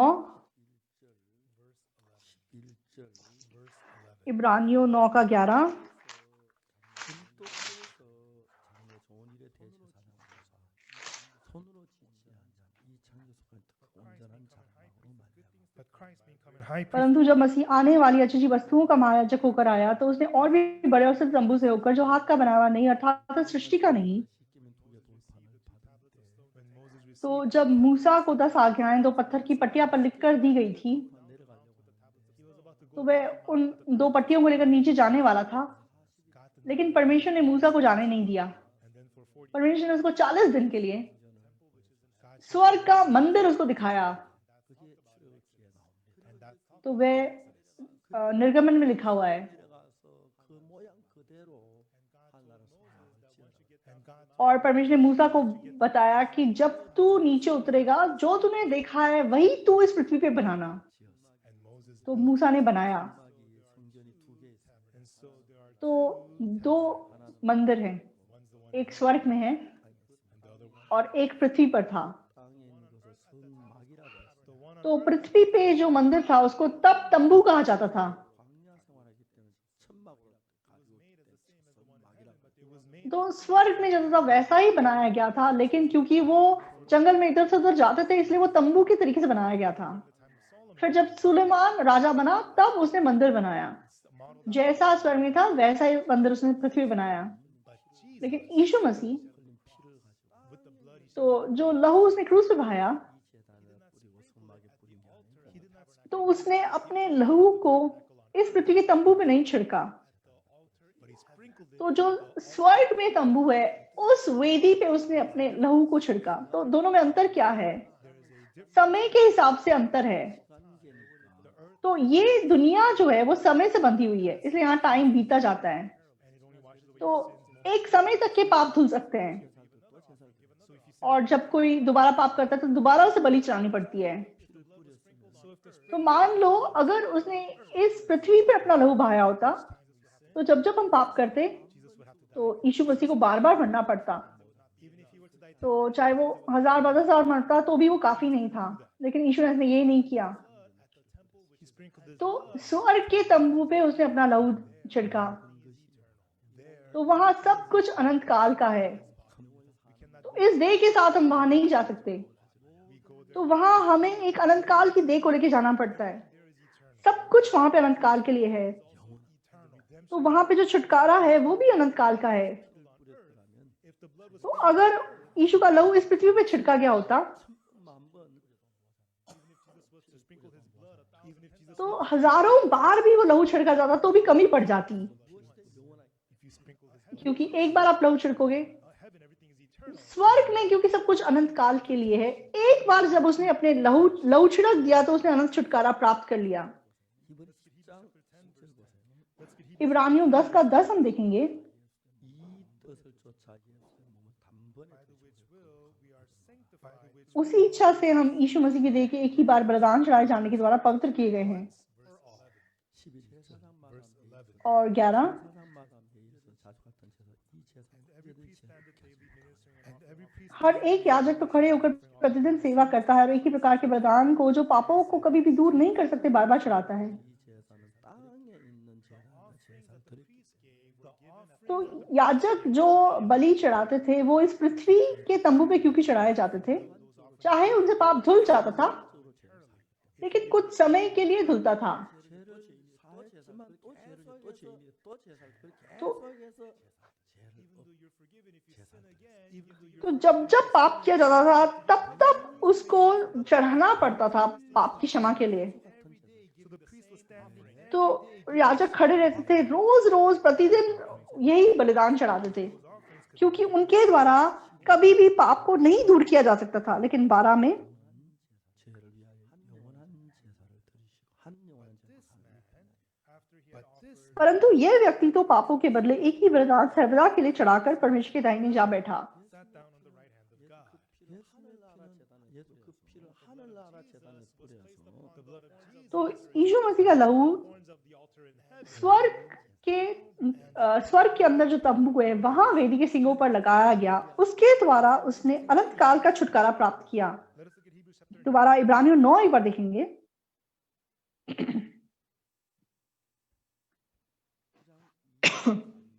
구장 23절 Chapter 9, verse 9 का 23 그게 뭐라고 되냐면 what does it say there? तो यहाँ क्या लिखा है? 그러므로 하늘에 있는 것들의 모형은 이런 것들로 정리할 필요가 있었으나 하늘에 있는 것들은 그런 것 좋은 재료로 할지 It was therefore necessary इसलिए अवश्य है कि स्वर्ग में की वस्तुओं के प्रतिरूप इन बलिदानों के द्वारा शुद्ध किए जाएं, और स्वर्ग में की वस्तुएं स्वयं इन से उत्तम बलिदानों के द्वारा शुद्ध की जाती हैं। 24 삼각에 그린 자는 손으로 만든 성소 들어가지 아니하시고 오직 참 하늘에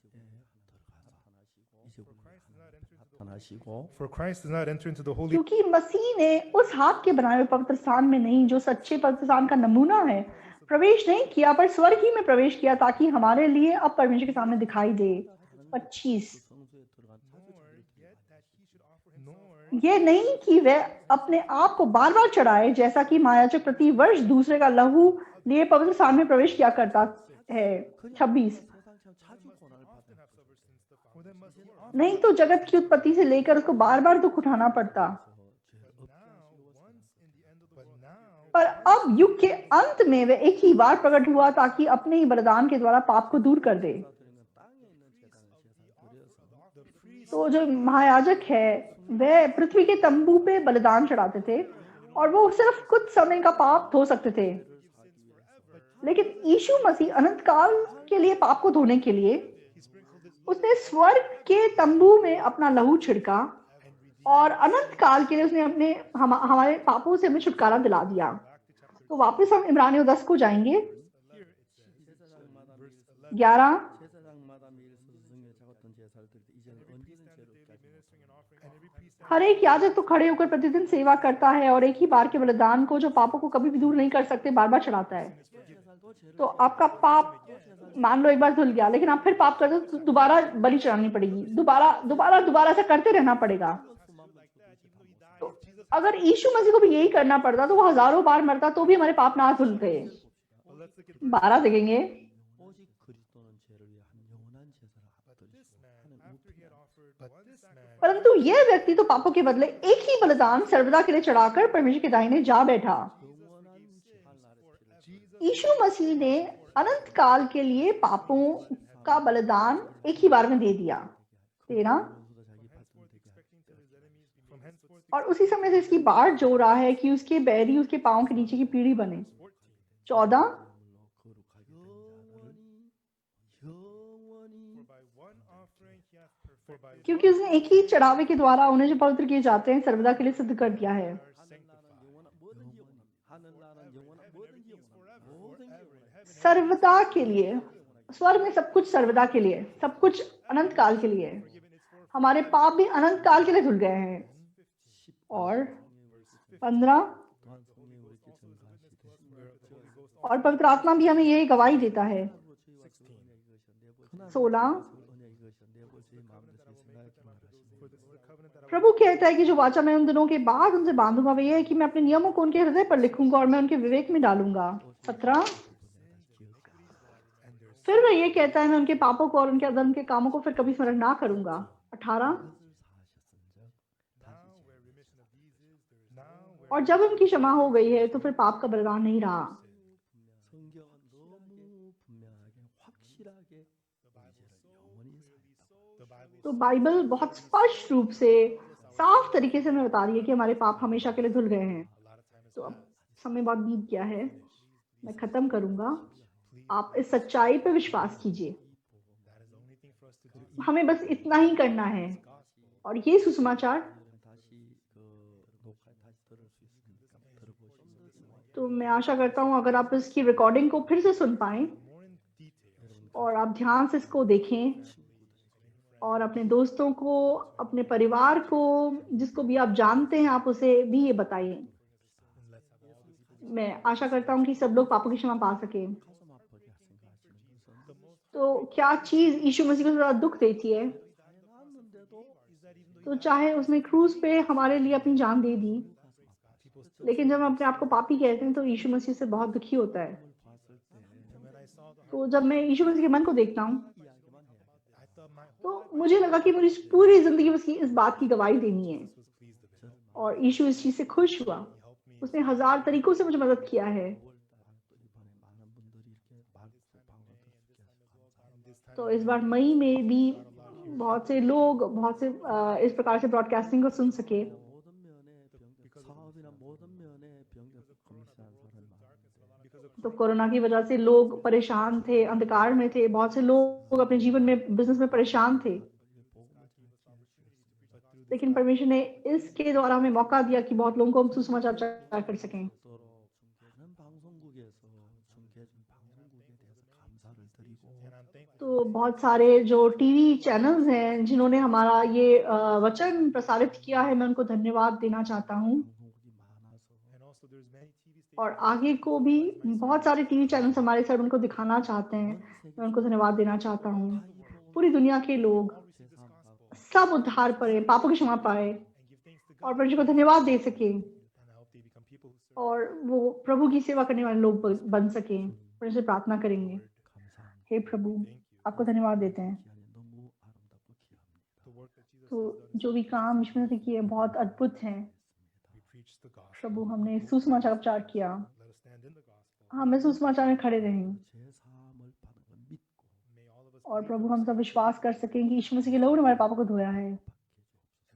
और प्रभु हम परमेश्वर के अनुग्रह से अनुग्रह प्राप्त कर सके, काना के प्रेसिडेंट साहब की तरह, फर्नांडो लूगो प्रेसिडेंट पैराग्वे की तरह 베닝 대통령처럼 और यांगूनी बेनिन के प्रेसिडेंट के समान बहुत सारे प्रेसिडेंट ने पापों की क्षमा पाई। मैं आपको धन्यवाद देता हूँ। प्रभु हमें इस सुसमाचार के लिए जीने दीजिए। 성령으로 충만케 해주옵소서. प्रभु जो भी इस सुसमाचार को सुनते हैं पवित्र आत्मा में भर जाए। प्रभु आपको धन्यवाद देते हैं कि आपने हमारे पाप क्षमा किए। यीशु मसीह के नाम से हम प्रार्थना करते हैं, आमीन।